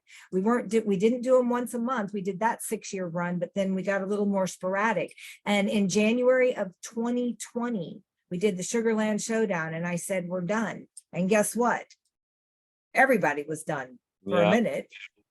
And so now the only sanctioned things that I do are my weekly league right here at my own house and my Spring Valley Spectacular. And then I am going to do an all women's event in September, but that's it. I mean, I don't have to anymore. There's plenty going on. absolutely. That's cool. All right, so we got 3 more. What's your favorite tournament to play in, to participate as a participant? Well, oh my goodness. Um, well, worlds. I mean, I always enjoy worlds. There's just been so many. All of them. I will tell you this though, I finally got to go to US Women's. I had only played in the one in Texas, and in 2021, there was no way I wasn't going. It was in Sacramento. And Oh, right on. I went, and I finally won my first major. Nice. Yeah, that's So Bruce. I'm buds with Bruce Nisley, and my buddy RJ works in their pro shop for him. So I've got yeah, some history. I've got some history in that area too. RJ's parents have always taken really, really, really good care of me, and so I'm pretty much just as tight with his mom and dad as I am with him. So yeah. I'm really fond of that area. When I go to Tahoe, I go there too. It's just a run over the hill. So God, that's good yes. stuff. It was. I mean, it took me until I was 60 to win a major, but I did. So Yeah, well, there you go. Well, I guess that kind of segues in nicely to the next favorite. I mean, you've I won bet I know 100, the answer. Oh, won me. I bet I know 118 the of. answer. Yeah, I think your favorite tournament win was your major. Is that? But do you have a tournament that you kind of go back and you dominate? You have multiple wins at. Do you have a place where you just like, oh, I can't wait to go back there and win again? God, um, you know, not really. Not Never. really. Okay. Yeah. I mean, it was so spread out. And in my days, I really just didn't have that much competition. And so it wasn't that difficult to always be the winner. No, that's true. I mean, a lot of times there'd be two or three people, and not always have. I mean, now we're blessed with Katrina Allen and Kristen Tatar and Paige Pierce and all these top level players, any one of whom could win at any given event. But a lot of times you'd go and kind of clear who's going to be first and who's going to be second, who's going to be third. Right. And Right. sometimes that still is the case, but with the Pro Tour fields, there are 40 to 50 ladies every week, and I think that's probably gonna rise too over the next 4 or 5 years too, with a lot of these young ladies that are coming up that are just You guys, on I fire. mean, this year, I'm watching this year, the diversity of who's winning this year. I mean, granted, Kristen isn't here for the moment, and she is very dominating. Very But for sure. oh my God! But yeah, it's been really fun to see some of these women coming out. Cat Merch, oh my goodness sakes, and Yeah, the same well, thing with the men. watching Jennifer over the weekend in her card, it was really awesome to see like the energy on that card. And and I've known Jennifer forever, and we had her on a few weeks ago, and it was cool trading messages with her, because we've kind of clicked a little bit more than we did before recently, just because my dad passed in October and her mom passed this spring as well. So we've kind of leaned on each other in brief periods of time along that line too, and we've told each other some stories that have really helped each other along, and so that was really neat to just send her messages this weekend, and then just to see the energy that she was spreading on that card, and to know Right? the battles that she's gone through in the last 12 months, not even dealing with her mom, just dealing with her own well-being, and just to see her move up, but also to see Kat's energy was good on that card as well, and Mhm. so Yeah, it's really cool to that see the was ladies coming up, that was super and some of the special. older ladies coming in and going, hold on girls, not I so know, quick, right? not so Um, quick yet. Especially for her to ace that first hole. I don't know about you guys, but I mean, I am still a disc golf junkie. I mean, I watch almost every round of the disc golf pro tour, the silvers, the elites. I mean, I'm looking for the masters tournament information. So of course I was sitting right there when she threw in that ace on the first hole, and then for her to just hang on and then win it, you know, Yeah, it well, just, and and everybody knows that an ace can be a rattler. An ace can really, really step, take the train off the tracks, so to speak. And so, Literally. Yeah. Yep, that's right. So no, it was very, very cool. I know I sent her a message and I told her congratulations and everything. And I said hugs pending Flagstaff. So I'm waiting to see her when we get to Flagstaff, and yeah. give her wow. a big So hug. I just looked up just speaking of Masters, I just looked up the Own's got a 7-stroke lead going into the third round over Jennifer. She's 13 under, Jennifer 6 under, Sarah's 5 under, and Holly Finley's 2 under. Sarah Holcomb, that is. So Mhm. there's Yep. your lead card there. Well, and there's Zoe Andykson tied for Holly with Holly as well. But so they still got a battle going there. Yeah, but that flutter putter, man, Own Scoggins, she is the flutter putter, man. I tell you Man, what. I don't know if anybody's happier on the course than she is right now. She Right. just Brings it. and on any given weekend, her or Jennifer could be slapping those youngsters around too. Owns won a bunch of events. Yep. She went on a nice tear last summer and was almost unbeatable going into Yeah. September. Yep. You get out on the right piece of property for the strength of the game, and it's anybody's game. And back to what you guys were saying in some of the fields, playing competition wise, I will have to say that playing against some of the recreational men when I haven't had a choice and bringing the game to them, that's fun. And I did play one really good memory of playing with the amateur men at Steve Dufresne's at Shawshank. Brian, I don't know if you've been to Shawshank. No, I've heard a lot about it. I got to get over there too. Maybe I'll Well, have I to was make the dual trip and hit your place one day and hit Steve's the other. yes, you do. So I'm on second card. I played with the MA 50s and I played with the men, and I was on second card, and I came back and beat them all. Won. Nice. That's one of my favorite wins. They're I not will going to say let you do that again, are they? They're going to They're try like, not listen, to. we're not going to let no, Steve, no. Oh my So God. let's just take you back a little bit. We want to talk a bit about some of the early years. I mean, you've already skipped ahead and told us some of the story, and I think it's such a great story of you selling Innovate, first run Innovate Eagles out of the trunk of your car to get yourself to the Worlds.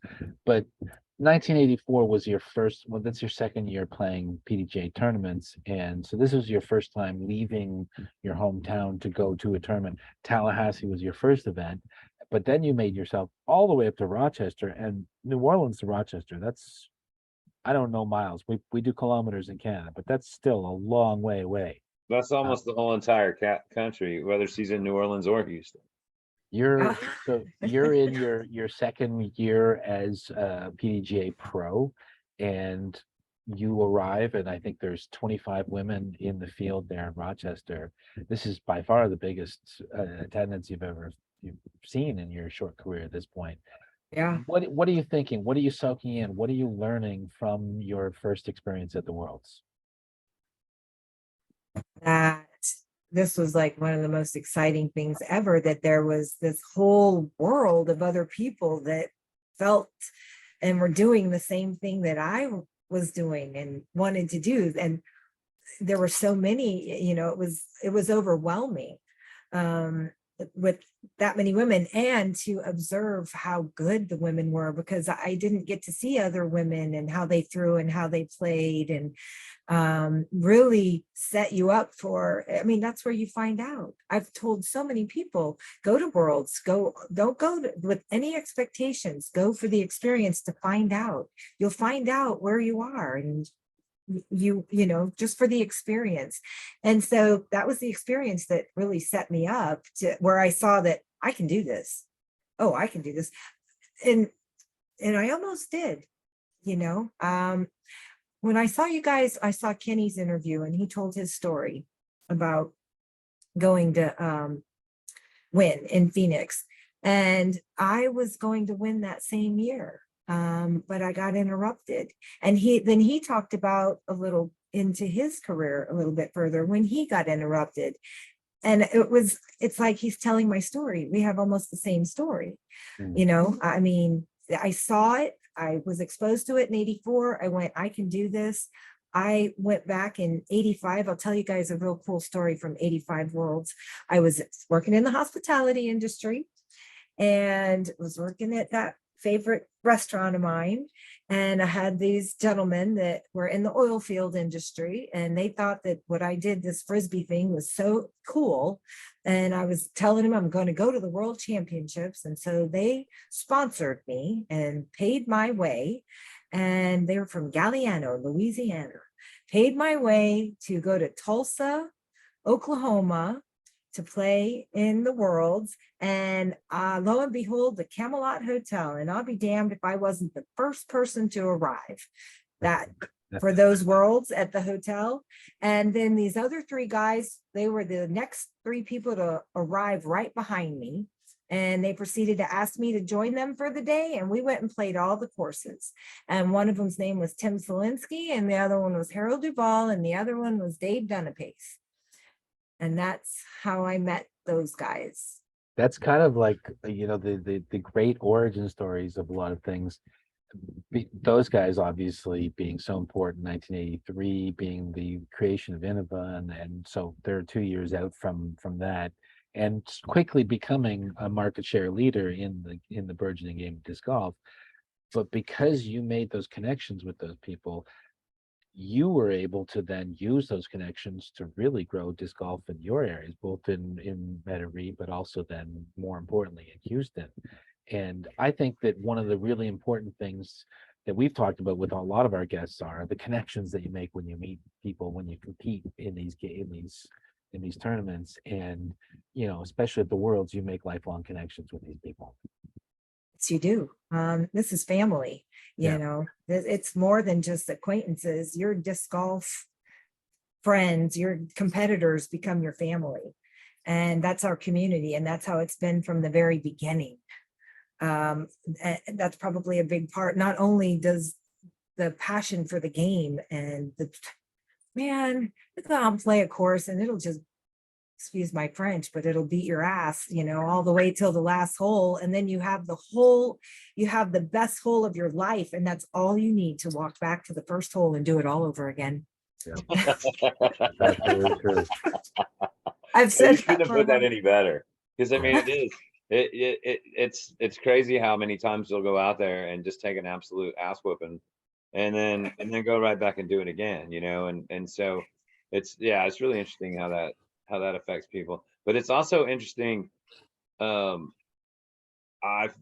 actually found the line that a lot of people won't cross, and in terms of it's a combination of the ass whooping and the drive back to your house thinking about that ass whooping. I'm fully convinced after 23 years of Zebos being in the ground, there's a lot of people on the east side of town that won't come and play my tournament because I think that it comes down to the fact that there's not that many other courses that are going to put that beating on you like that tournament does. And it's a 40-minute drive home or an hour drive home to the east side of the DFW area for a lot of people. And they just don't, you know, a lot of people don't come back, you know, and it's one of the things that's weird. It's a weird spot for a tournament director because there's a lot of people that I want to see. And I kind of feel like the short reaction is that, well, you know, maybe there's something wrong here, but then after a while, you know, after 15 or 20 years of it, you realize, well, it's just that people don't want to take that beating, you know. Dude, no, you're exactly right. I mean, I have this saying about Spring Valley because you'll come out here and shoot a great score and you'll come out here and shoot a crap score. And so I say, you know, some days you play it and some days it plays you. Yep. Yeah, Absolutely. Yep. Yeah, and it's true. And then, you know, some days you can do no wrong, and then some days you don't feel like you even belong. You know, that's one that I always say. And that also applies in the hot shop doing glass too. Some days it's just like, okay, here we go. All right, this is great. All right, three in the box today. And then the next time you come in and like, well, I got one in the box and I put two in the barrel. And it's just how it goes. I had to re-examine it this last couple of years, even, even finally having the highlight of winning the major. Competition is not my favorite thing anymore. I really don't enjoy it. I'm not big on it either. I like to play for fun with friends, Yeah, I really had to take a step back from it and, re-examine where the joy is. And it's in the camaraderie, and then the part two, or just playing for fun.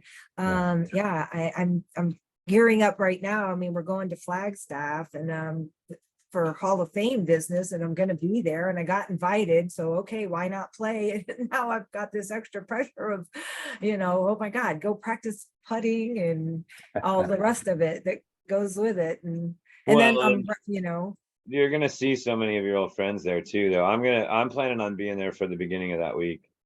So, and yeah, and it's and that's one of the things that I've wanted to do probably since Kansas City had the Masters Worlds. I was like, man, I should just go up there.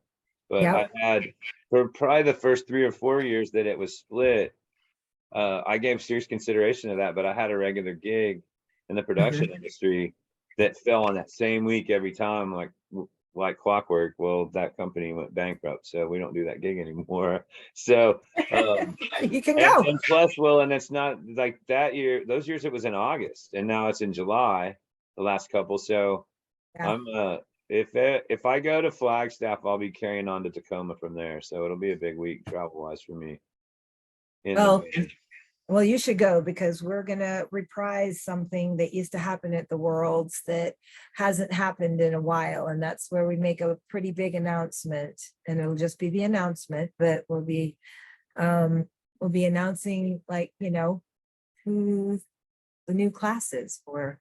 Oh, you're going to do it there at Masters? We're just going to announce. Yeah. And then is that award going to happen in Rock Hill? Yes, we are going to have the induction ceremony in Rock Hill. Yep. Man, this Rock Hill is going to be so off the chain. No doubt. Paul's going.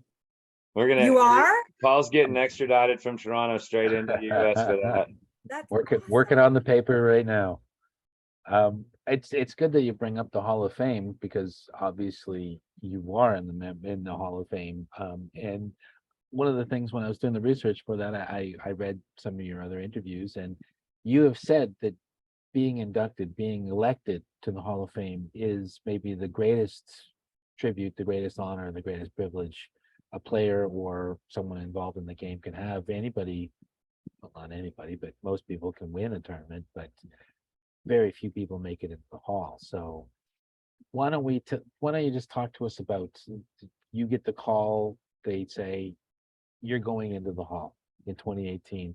Tell us about that moment. Tell us what it means to you. Put it into your words. Don't let me summarize. Who made the call too? Speedy. Okay. So, you kind of, you get an inclination, you get an idea that you're being talked about before, whether it happens then or, a couple of years prior. I mean, somebody's already Patty, they're asking you, hey, could you put together your resume or your bio or something? Speedy used to want, it was very incognito. And then it would always be announced at Worlds, because Worlds was always one thing, right? And it was always a big surprise, and it was always announced in one place. So after the split and everything, and Speedy's still the administrator, and so you kind of have an idea that you're being talked about, and then the year would come and they would make the announcement, and it wouldn't be you, and I would go like, well, okay. And then finally it got to 2018, and I said, well, one of these years it may happen. I can't worry about it anymore.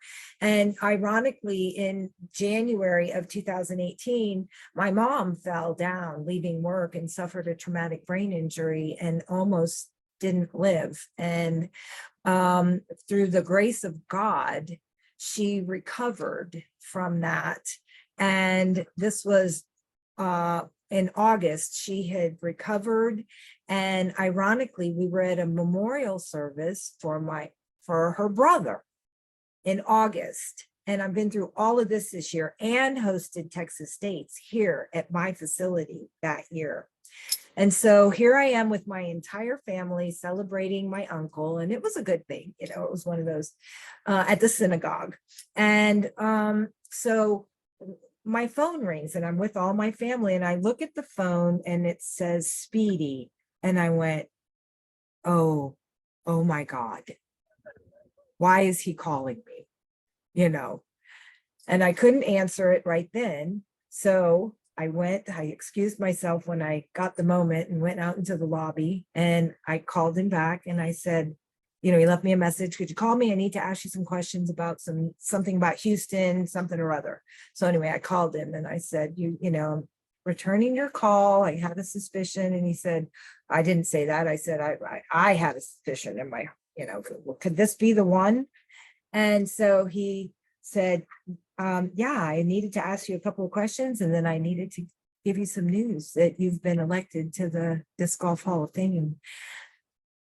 And I started crying and I just lost it. And I went into the ladies' room, and while I was in the ladies' room and I'm talking to him on the phone for, like 15, 20 minutes, and just like, can't believe it. And we're going over things in history, and I've known him forever.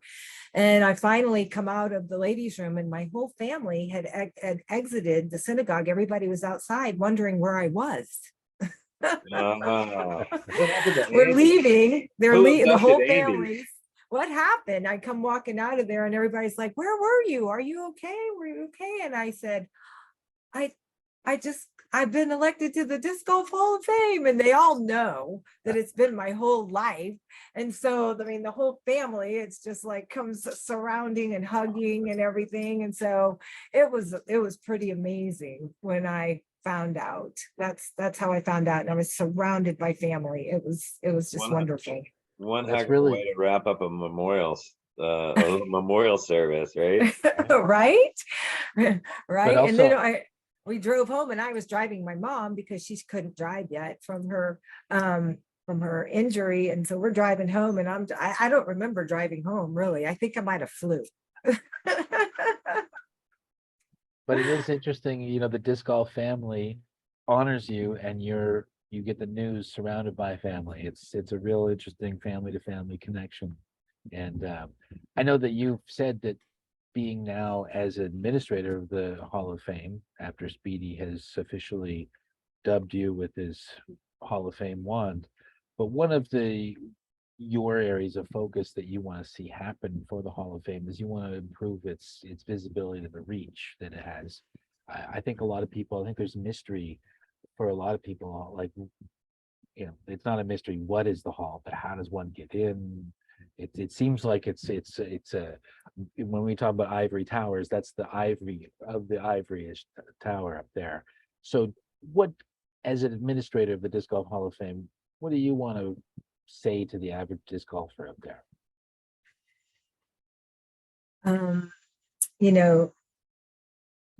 The Disc Golf Hall of Fame, the people in the Disc Golf Hall of Fame, it's about giving, and it's about character, and it's about contributing, and it's about being a champion, all of those things.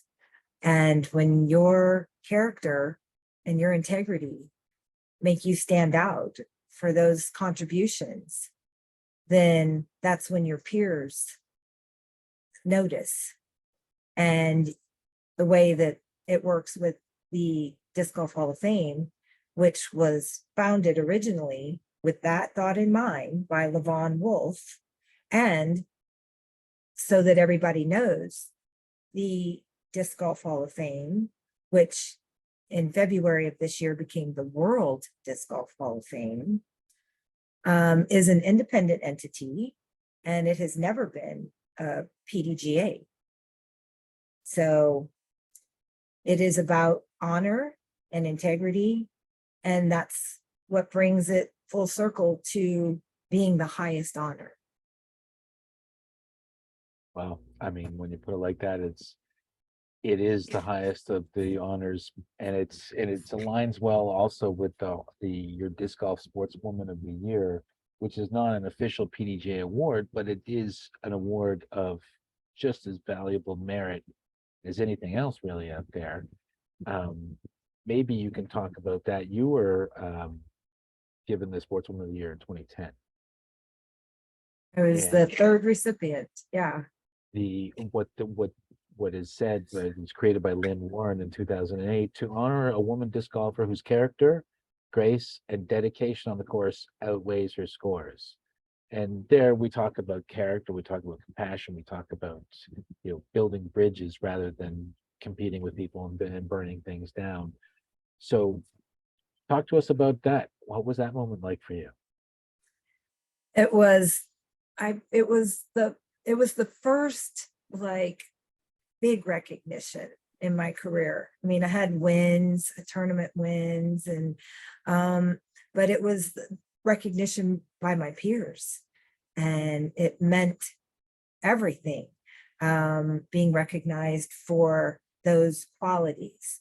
I always have this thing about when I'm playing, and one of the best compliments I was ever given is, when I had a bad hole, well, you just leave it there and you go to the next one and you start over. And tried to bring that into every aspect of the trials and tribulations of knocking on doors, and some opening and others, closing, and just always try to think about it as, well, just get to the next hole, leave that one there and move on to the next and just keep going. And that's just always been, I guess that's part of the passion of it, just wanting the best for all aspects, whether it's your game, whether it's your event, whether it's the players in your event. Yeah, just always striving to make it fun. Most fun wins always, right? Bill does. That's one of our sayings here at Spring Valley is, cart path only and the most fun wins. And no outside alcohol. And no outside alcohol. Very good. Very good. When you said Queen of the Upshot and Princess Layup, I was like, oh my God, I'm in trouble. Well, yep, those are my bylines. I know we just had a coronation just recently, but I don't think either of those royal titles are officially conferred. So they may be up for disputation. Well, I'll claim those. One of the in addition to your great body of work as a competitor, there's kind of a trifecta here. You are a player, you are a promoter, and tournament director, and as well you're a course designer and course developer. So maybe Mace, you can take the lead on jumping into that, because that's a really important aspect of your whole career as well, is the disc golf, not just the course design, but the development of the sport specifically in the Houston area. So maybe Mace, you want to jump in on that?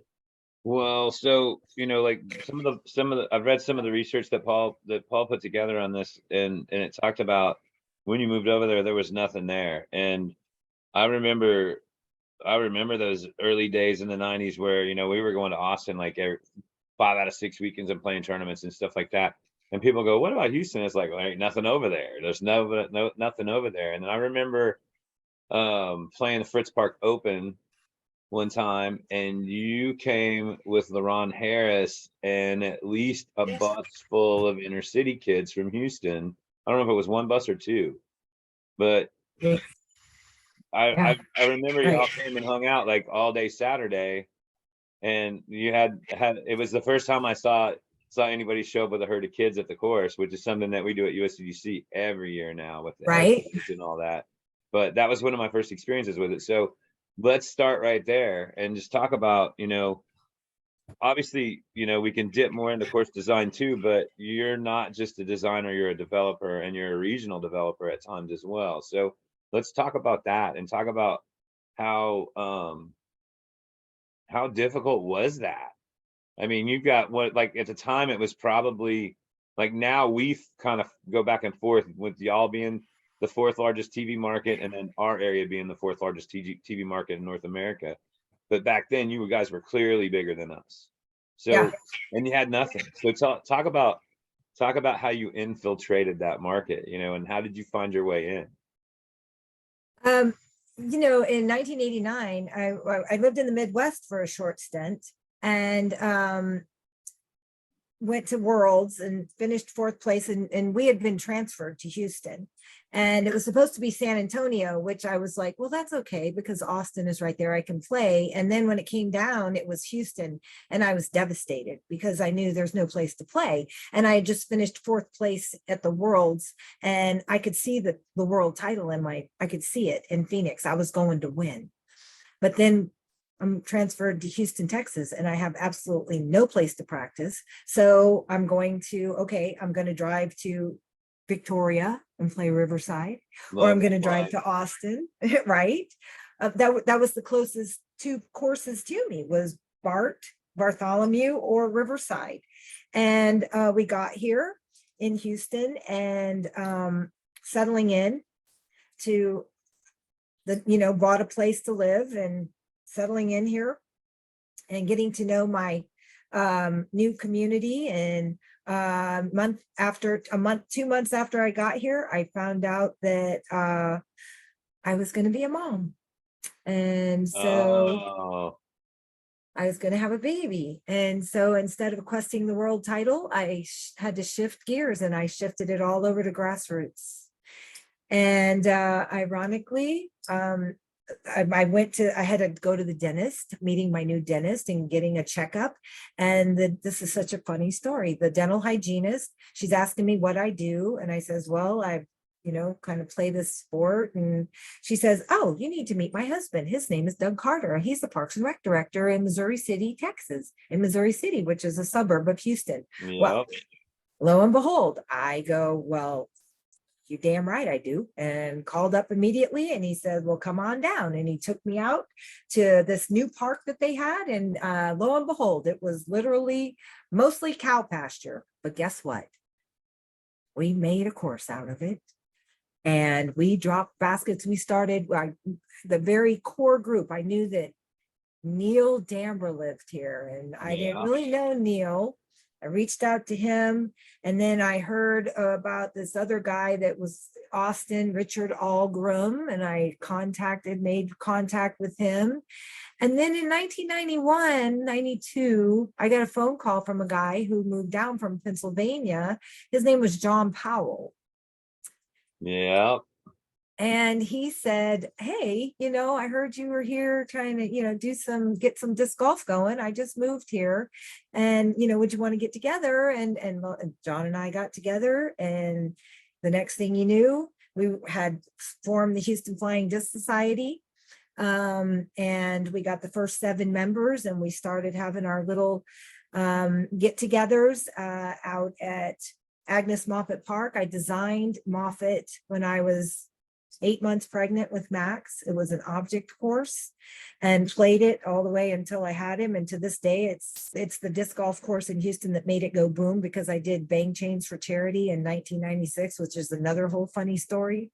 But back then we had this little cow pasture in Missouri City, Texas, outside of Houston. And we would raise money with our little tiny group, and we bought baskets one at a time and dropped them in that park. And we were up to 8 baskets, and we decided we had before we dropped the 9th basket, and I'll tell you that in a minute, before we did that, we had a tournament, and we invited our friends from Austin. It was a fundraising tournament, and John came, and Gary Landry came, and this guy pulled up in a truck, and he got out of the truck, and he got out, and he had all of these moonlighters. He had all these discs, these old school discs.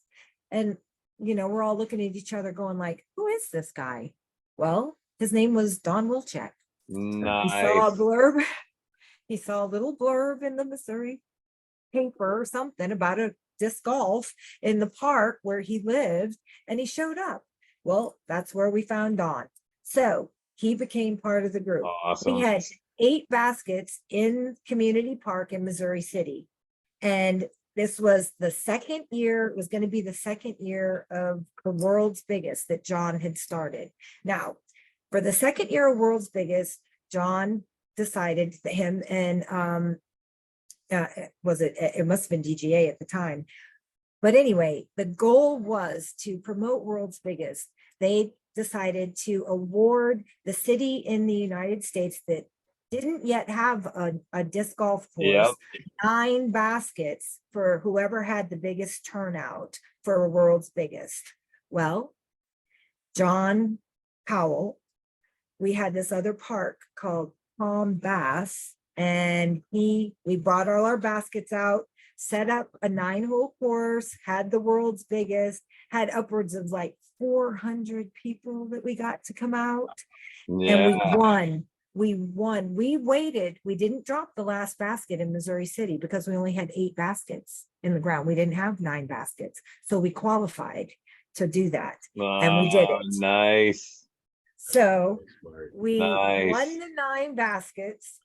And before we dropped those 9 into Bass, we went back and dropped the last one into Missouri City. So Community Park in Missouri City, Texas became the first official disc golf course in the Houston metropolitan area. And 2 weeks later, we dropped the 9 in Tom Bass. And that was the beginning of Tom Bass. Well, and anybody that's played in Houston knows that the highest point in Houston is the backside of the amphitheater at Tom Bass Park. That's right. That's true. But that is the absolute weirdest place I've ever played golf in bad weather. And I've never played anywhere else that had a ditch that was at least 12 to 15 feet deep on 2 sides of it. Well, one side obviously is the creek too, but you could have 2 feet of water on every fairway on the course, and there's only 2 feet of water in the ditch, and none of that water's draining. And then when you have a flood on fire ants, they ball together and they float, and then when they hit something, they explode and they go all over. So like if it hits you, you're screwed. And then the other thing that I learned in that park is that if you can't take casual relief and you just play it from where you are and you try to do a run up in a ankle deep or more water, your back leg is going to kick water on your front leg, and the first thing that's going to pop into your mind is like, oh shit, I just pissed myself. And you can't throw a good shot after that. It's not possible.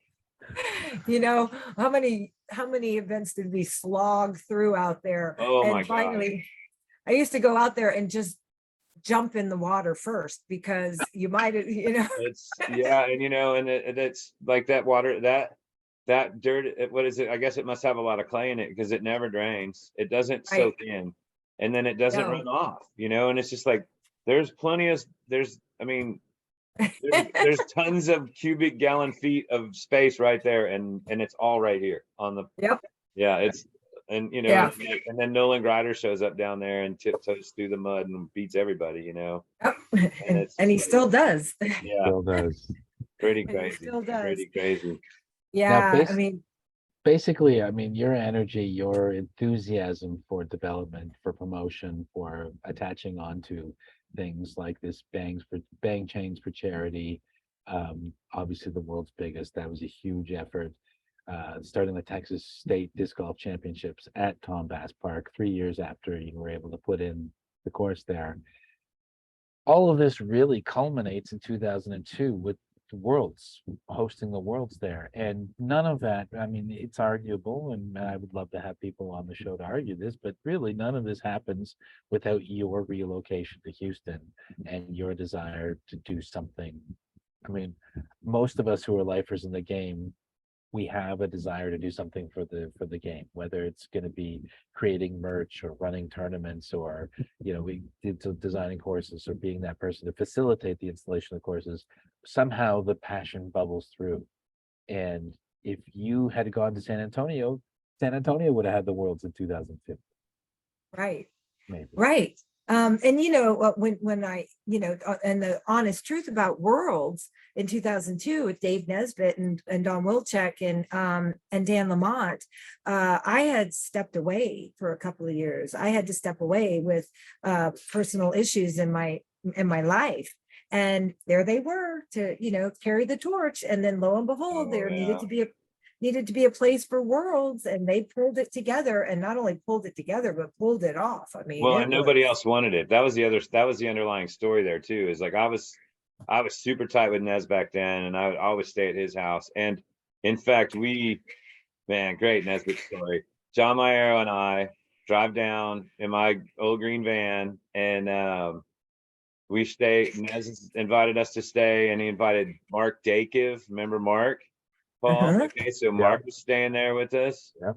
And man, there was another Canadian guy that I don't really remember his name. But first thing we get there, and Kay whips out her notebook and she goes, "All right, what do you like for breakfast, lunch, and dinner? What do you not like? What do you like for sodas? What do you like for beer?" Like, she took this grocery list, like within the first 10 minutes of us being there. And every time I stay with the Nesbitts, these things pop up in the refrigerator still to this day. Although I haven't been since the Final Four, but I hadn't been.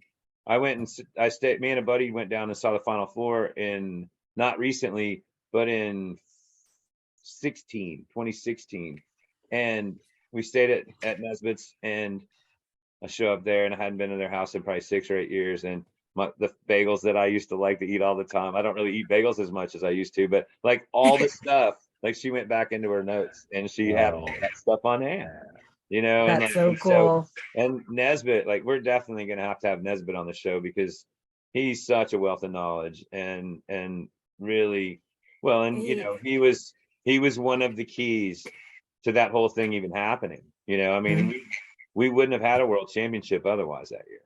That's right.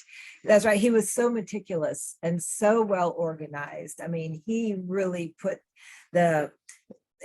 just the engineering, Well, and I think it might have been a borderline conflict of interest back then, but I think he was a competition director at the time too. And so, and that was, and then it was just like, well, so he had the inside view of, holy cow, this is really not going to happen anywhere else. If we don't take this on for next year, it's just Mhm. not going to happen. And Well, so he was one of the best competition directors that Mhm. the PDGA had, in my opinion. I mean, granted, things have changed quite a bit, but sure. to have a handle on the authority of being the voice of the competition director, he was very good at it. Well, and he was unwavering, I mean, he didn't like, well, I think that a lot of that, like, I don't think Dave has a lot of compromise in him, in the sense that, yeah, you can talk with him and he will eventually, you guys can find common ground and you can work to a solution. But in terms of just like coming in and pressuring him to compromise on a situation, I mean, he designs power plants. He can't compromise in his regular everyday life. Why would he do it now? I mean, That's right. that's just like the fiber of his fabric. So, Yeah, and it worked well as for being the competition director. sure. And for being the Mhm. world's, I told him, I go, it's going to rain every day. And he goes, it didn't rain one time. And I was like, it rained close by every day, dude, for sure. And Dude, I thought I had that thing sewed up because it was my territory, the deep south, August, hot, mosquitoes, wet. And there was low pressure off the coast in the Gulf of Mexico that sucked dry air into the area. And that thing just stayed far enough offshore to where the weather was crazy perfect. and hot. Don't forget hot. It was hot, but it They wasn't hot, humid, mosquito-y like it could have been, which was they my ran. advantage. Oh. That was a very, very unique world. I mean, it was one of 2 world championships that I played in where they used pools and flights. And they also had a 3 or 4 hour gap in the middle of the day where nobody was on the course because it was just too hot. So we found this place over, well, I think we went out of the course and went east, and I don't remember what that city, there was a bunch of space over that way, and then you get into a little town, and we went to this little coffee shop breakfast place that also served sandwiches, and they were sponsors of the event, and they knew that was how we found them, and they didn't care if we hung out for an hour and a half. Yeah. We'd come in there and like, I hung out with Harold and Stalinsky in there almost every day. Uh-huh. And Yeah. and it was just one of those things, like, there's little things, even when you're getting your ass kicked by the 5-day 10-round world championship marathons that were what we played back then. These little, like, I played with Harold and Tim both, I think, one time together and both once a piece separate in that tournament. And you know, Yeah. and then we just like all the conversations we had in that cafe, it was just amazing. Good times, you know, and you know, solidifying friendships and stuff like that. Just Isn't that the truth? I mean, my God, the family. Yeah, spending time with the family. It's like you don't get to see them all the time, but when you yeah, see them, it's like you pick right up where you left off, and you know fill each other in and talk about your rounds and what you're doing, what you're throwing, and yep. it's just. Did you do either 94 or 95 in Port Arthur when we were on Pleasure Island? I was playing AM back then. I played AM in 94 in Sacramento, and then I played it in 95 in Cincinnati. And then I was actually going to come and play. I was literally going to play the 150 World Championship at Port Arthur in 95. And that was when I was really picking up steam as a production freelancer. And I had a Uh, good gig pop up.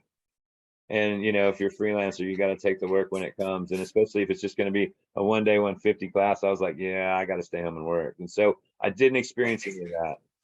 Well, I'll tell you guys, this is I this 95 or 94. I went both years. This is 94, this is first year Wow. of Port Arthur. Yeah, look at all the signatures on that. And I mean, I see Jaybird right there oh prominently on yeah, the front Yeah. there. right there on the front. Yeah. And I think just about anybody's Kelly Hughes, remember that name? Yeah. Jeff Malton, you know, I Oh mean, there's yeah, Ken Climo right there yeah, on I the might have rim. heard of him. He's pretty good. He's Yeah. all right. Lizard Lawyer. That Ah, was new. He was fairly new to it. I'm hoping to So, run into him in 2 weeks when I go to the Glass Conference in Detroit. oh wow. Tell Yeah, him hello. My God. hopefully I can meet up with him when I get into town there. It's going to be a pretty short visit, but he's definitely one of the people that I always make sure I say hi to when I go up that way. Please do. I Oh tell yeah, you what, at that world's on Pleasure Island, I used to call it the edge of the world because you didn't know. It's like, where the hell are we? You're on this island that was just so lush, and that we had all the courses there. John did such an amazing job putting that together, and they had the old country club there that had a swimming pool that was looked out on the bay, that was flat and ugly, but it was still looking out over the water. It was one of those old kind of pools that had the rubber inside of it. And I'm telling you, I've never seen so many disc golfers in one pool. take a pool bath in that. Yeah. And So another story from that, I do believe, I may not have been the first, but I know I was early on. When Max was born, my dad got me a baby jogger, an original baby jogger, and we're talking 1990. This is when the tripod first came out for a stroller with the bicycle wheels. And 94 world, getting ready for the worlds, I was going over there. I was driving over there and practicing by myself out in the middle of nowhere. Used to be when you had a one strap bag, and I'm carrying water, a single strap bag. Well, anyway, I hurt my back. I had a complete collapse when I got home. I couldn't walk. I had to go to an orthopedist, and Worlds was 4 or 5 weeks away, and I was devastated. I wanted to go so bad. And so I had this great idea. I took the baby jogger and I put my golf bag in the baby jogger at 94 Worlds, and I pushed that thing around out there. And I swear So that's if I where Eric wasn't Marks picked it up from. It's all came from you, didn't he?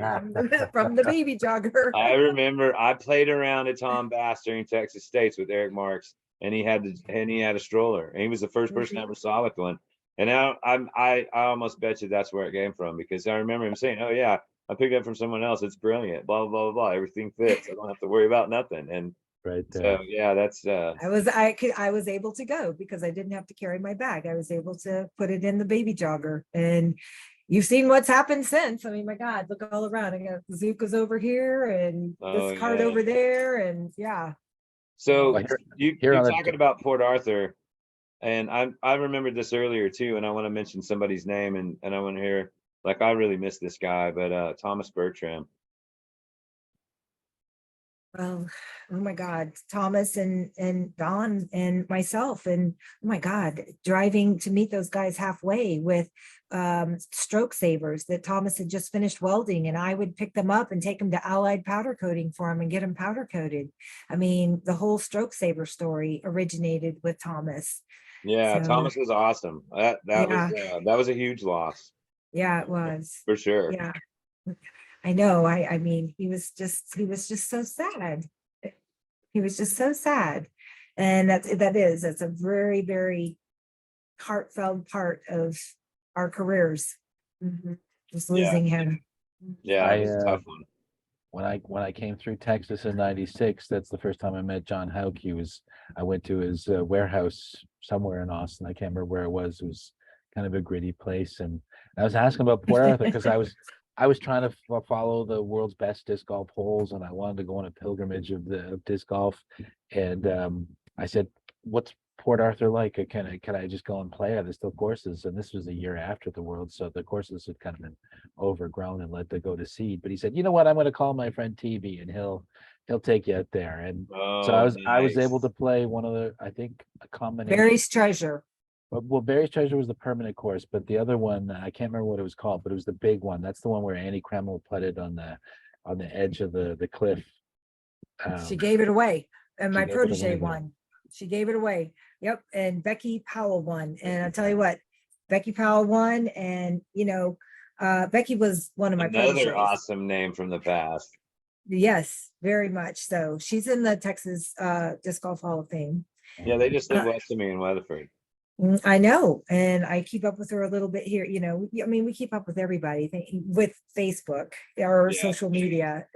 It does allow us to do that. There's a lot of things I don't like about it, but then there's things like that Oh, I for do. sure.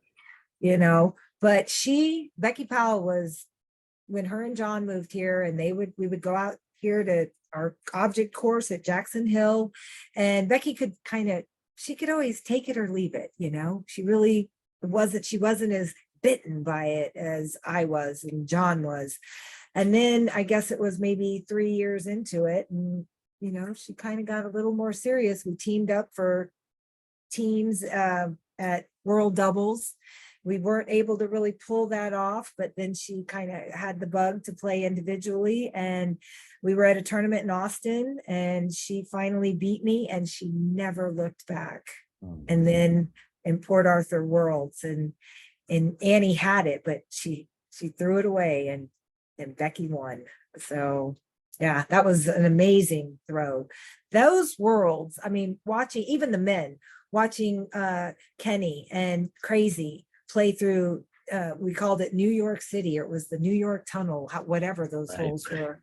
And we all had golf carts. Everybody had golf carts. Yeah, I've heard so many great stories. So many people from here went down there too, and that was the end of my AM years, I mean, I was over at that point, I decided when I went to 95 AM Worlds that would be my final. I think I played one more double event or team event as an AM after that, but that, I decided to move up. So then in 96 was my first pro world championship. I remember '95 was when I was first starting to get kind of really into it. And here in Toronto, if you want to go play, you either play up by the airport or you play on the Toronto Island. And getting to the island is a whole separate thing. You have to take a ferry. And me and my buddy Paul, I had just started consuming all the magazines. I'd been an avid PDGA member, and I was reading all the stats and looking into the PDGA number. Like I was really just a total geek for it all. And Brian Honegger was just fresh back from the Worlds in Port Arthur in 1995, and he was just filled with the stories of Mike Randolph in that final 9, and Mike Randolph's furious charge at Kenny, and Yes. especially his amazing shot on New York City. And Yes. I wish we had video that we could go to see. There was, it was amazing.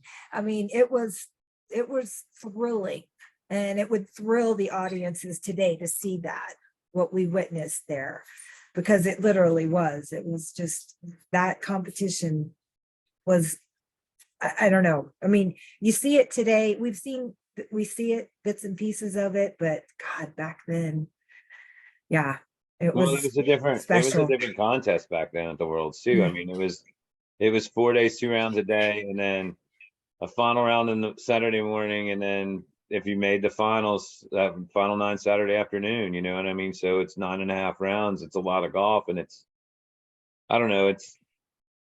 I understand keeping it to 2 courses, but I think it should be at least 6 rounds as opposed to just 4. In my opinion. Well, part of it is, it's an endurance Yeah, contest. yeah, exactly. And you've taken some of that away. Yes, Definitely. I right. mean, and if you're only playing one round a day, you can still get that in. I mean, Mhm. you could play 5 rounds and then have the finals on Saturday or whatever. But I don't know, it's just not as making it a 4-round tournament it doesn't carry the weight Yeah, yeah. I mean, we have the in my visual mind. now, but yeah. I mean, we did it all. And I tell you what, have you ever, like, you went to Cincinnati, right? Have you ever had to drive from one side of Cincinnati to the other side of Oh Cincinnati to get yeah, to the second round? Mount Airy Forest to Bank Lake Woods, of course. Yeah, absolutely. Yeah. I mean, Yeah, those are I've our done that a couple of experiences. times. And then, Miami, like the one I didn't go to the 98 or the 88 one, I went to the 98 one. And so they used Miami University, they used Bank Lake, they used Mount Airy Forest, Rapid Run, I think was the fourth course, Well, which then was a Tim. the Erkenbreckers, they had their own course. Oh, wait, yeah, maybe that wasn't Rapid Run. It was the Erkenbreckers. Yep, you're right. And that was like a good almost hour north of Yeah, Cincinnati. that was the one they paired with Miami. That was out in the country, and it was like by Miami, close by Miami University. And then That one. they used Banklick and Mount Airy Forest as the other pair, I believe. Was that the year that Juliana won and Kenny won and Dave Greenwell won Masters, if I remember I think you're correctly? right about that. Yeah. Yeah, and that's funny. I was just I was pulling stuff out for this and I found some old pictures, and it's a picture of Juliana putting in her last putt and Greenwell, because he had my hat on with my original logo with my icon. And yeah, I just looked at that right before I came here. Yeah, I've had a lot of fun in Cincinnati. I mean, that 95 Am Worlds still stands out as one of the best events I ever went to. And it prompted me to come back for the remaining. I think there was 3 more Edgewood Electrics and then the Worlds there, maybe, or at least 2 more Edgewood Electrics and then the Pro Worlds. I think 97 was the last Edgewood. And then Pro Worlds and then the whole I know that I the know that's where whole I got my drive carry out of the sport thing I happened. know and Teresa Yeah. Key. Yeah. That's where I got my biggest trophy ever, was winning at Mount Airy. And the trophy was like, had the basket on top of it, the metal basket. I mean, yeah, I'll never forget that. It was Yeah, I quite a miss those. trophy. I miss going to Cincinnati for sure. Yep. A lot of history there. So, Well, yeah. I think this has just been a fantastic stroll through memory lane, back and forth and up and down. And we could go on for hours and hours. And you are obviously a national treasure of both disc golf talent, inspiration, and information. And there's so many other things we could talk about. Maybe we could have you back on for another show in the future. But we do want to take this time to thank you so much for gracing us with so much of your time. We've gone well over the good times hour, and Which Didn't mean pretty much to. pretty have much so much happens more to every go. time. I mean, it's Yeah. But Well, thank you again. you're welcome, and thank you so much for having me. There's so much more to tell, but you'll read it in my chapters, because there's There a you lot go. to be written. Yeah. So it was an absolute pleasure. well, and Thank you. something else that we could do too is that we still do have a little bit of information that we didn't cover, and we could you're gonna have some time on your hands in Rock Hill, and so are we. So we could sit down again and cover some more of this information at that point, and we could actually maybe take the time at that point to go a little more in depth on the Hall of Fame side of things maybe not. I mean, not to discount any of the other stuff too, and we can see where we're at, but we should definitely do a feature on the Hall of Fame while we're in Rock Hill and get whoever else you're bringing. I would imagine George is coming as well, and whoever else we could just plan on doing a Hall of Fame show there as well. How about that? I think that would be magnificent. Yeah, I think that there's going to be quite a few famers there, as a matter of fact. And yeah, we'll save some of those other stories, because I got some good Ed stories too. Well, Jonathan's already given us the full green light to be doing the show in the Vinter Village as much as we want. So that Awesome. and I think that there'll definitely be some opportunity. I mean, there'll definitely be some times where I go back to like well, before there was video, I did that radio show and we had the dots at USDGC, and I would always do interviews the week before. I'd catch people on the practice field, in the practice rounds, and just get them to sit down with me for 30 or 40 minutes and do an interview and record it. And Yeah. so then when I was broadcasting like 6 hours, like I was coming on at 11 and going through the final card, or coming on at noon and going through the final card. Right. And that's a long time to talk, even for somebody like me who could talk till tomorrow. It's still a long time to talk, and it's really amazing when you finally hit the wall like that and you're like, okay, I gotta go get some food. So I just put on an interview that was like a 30-minute long interview with Barry or somebody, or Kenny or somebody like that, and then I go get lunch, and then I'd find 3 people and line them up. All right, I need you to come in at 1:30. I need you to come in at 2. I need you to come in at 2:30, and I'm going to do these 300. So there's going to be some of that. There's going to be That's some of so that, just cool. going through the crowd and going, oh, hey, why don't you come over and sit down with us at 2 o'clock this afternoon? We want to, enter. And so there's definitely going to be a bunch of that going on during in the Vineyard Village. And we got a couple Sure, other yeah. tricks up our sleeves too. So yeah, That's exciting. Your show is so much fun. It's so important. I so appreciate what you guys are doing because it's Well, entertaining thank you. and and it's good. So I will look forward to that. And look forward to seeing you at Flagstaff, Rock Yeah, Hill, one of the two. the Paul, only way that I'll see you at Rock Hill. yes, you I'm will. relatively certain that I'm going to be in Flagstaff. Okay. So I got one more quick story to tell you. That's a parallel to your story with the winning the course for the 9 holes in Tom Bass. Flagstaff got started by a friend of mine. And I say when he's a friend of mine, he's one of my original disc golf family members, meaning the same guy got him into playing Jerry Gotcher as I. And so Gary moves away to Flagstaff to go to University of Northern Arizona. This guy named Gary Bennett, and he won.